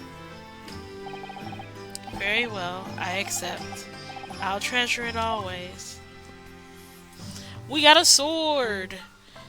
We got our best friend's sword!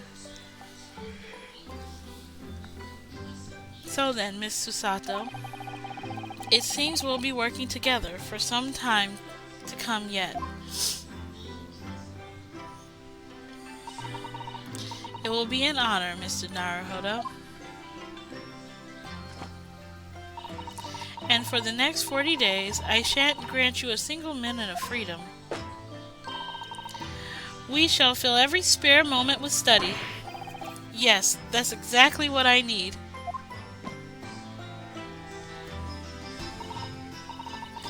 But before we begin, I have an earnest favor to ask of you, too. Goodness, what is it? Please throw me to the ground. 3 times. What? I should never have doubted you. You were Kazuma's closest friend. Of course you would never have done anything to hurt him. That should have been obvious from the start. But I allowed suspicion to get the better of me. And no matter how upset I was feeling, it was completely unforgivable behavior. No, you were in shock. You just found out about me stowing away, and no, I won't let you make excuses for me. Whatever the circumstances, I should never have thrown you. Not just once, but 5 times. The number keeps creeping up, doesn't it? Please, you must. Take hold of me and throw me. Do it. Don't even think about it. My God, okay. Throw her. No. I don't even know how. I've never thrown anyone in my life. Very wise, Mr. Naruhodo. It isn't a skill one acquires without considerable training. Oh, Mr. Sholmes. I observed your throwing technique several times with great interest. I confess I was most impressed. When did he see that? I presume that would be a form of Japanese wrestling? Oh, well, in a way. It's not wrestling, but my own interpretation of an ancient jujitsu technique. Apparently, it's called the Susato takedown. Leaves your head swimming, believe me. How beguiling. I am a practitioner of combative arts myself. I am somewhat accomplished boxer. There he goes, dancing around again. I wonder if you'd be so kind as to instruct me on the techniques of your arresting throw? Yes, I would be honored. Then let us not dally. Demonstrate, my dear madam. Oh, of course. We're gonna get flipped again. Are you ready, Mr. Naruhodo? Sorry? Told you we were gonna get flipped again. She rotated us. As you can see, you throw from the abdomen. Oh yes, arresting indeed. And that is what you term the Susato takedown, is it? Actually no, that was a Susato squash. We got rotated again. She rotated us. And in my groggy state of consciousness, a scene from an evening recently spent with Kazuma flicked into my mind. Flickered. I said flicked. Sword? Karuma? That's right. It's a prize sword that has been passed down through generations of the Asogi clan. I can't believe you managed to get permission to bring it with you. I mean, taking a katana on a study tour is more than a little irregular, surely.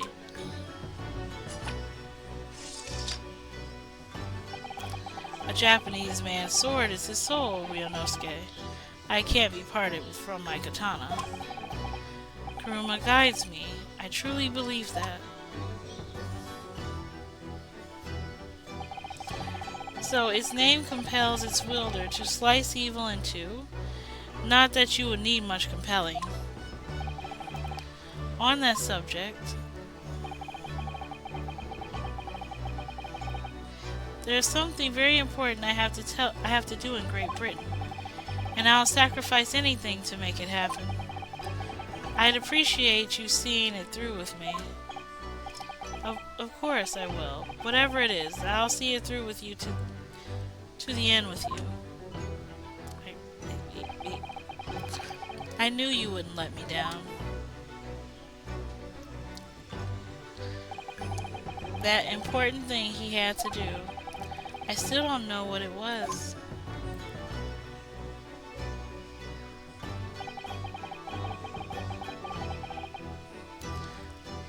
I'm going to see the place for myself and work it out. The, in Great Britain's capital, London. Yay, chat! We did it! We accomplished another I was gonna say mission. But we did it! We accomplished another episode! Nice! Man, we're just blazing through this game, aren't we?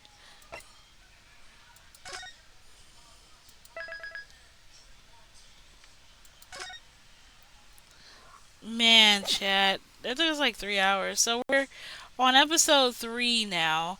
The runaway. The adventure of the runaway room. So let's see. We got this one, and this one. Oh no. So it's only 5. Okay, so we're already on episode 3. I think we're doing pretty good. Pretty good. Yes.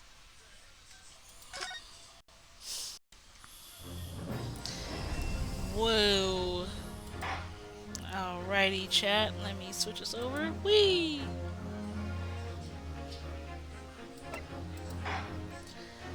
We did it, chat. We finished another part of the lawyer game. Our poor boy was killed by an accident because that girl pushed him. I'm not trying to hear those things. She fucking pushed him, and he cracked his head against the bed frame. Like, she should have been paying more attention. She was so. I'm so mad. I'm so mad about that one. Like, that boy died from an accident. That wasn't even needed. Like, holy shit. He didn't even need to die like this. But he did. He did the death. He cracked his neck. And thus, we have lost our best friend in the game. But now we move on to the next thing. And we'll find out what that next thing is next stream. And I hope you enjoyed stream.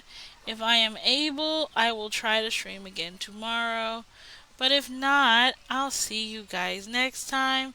Have a wonderful night, chat. Go see the animals. Goodbye.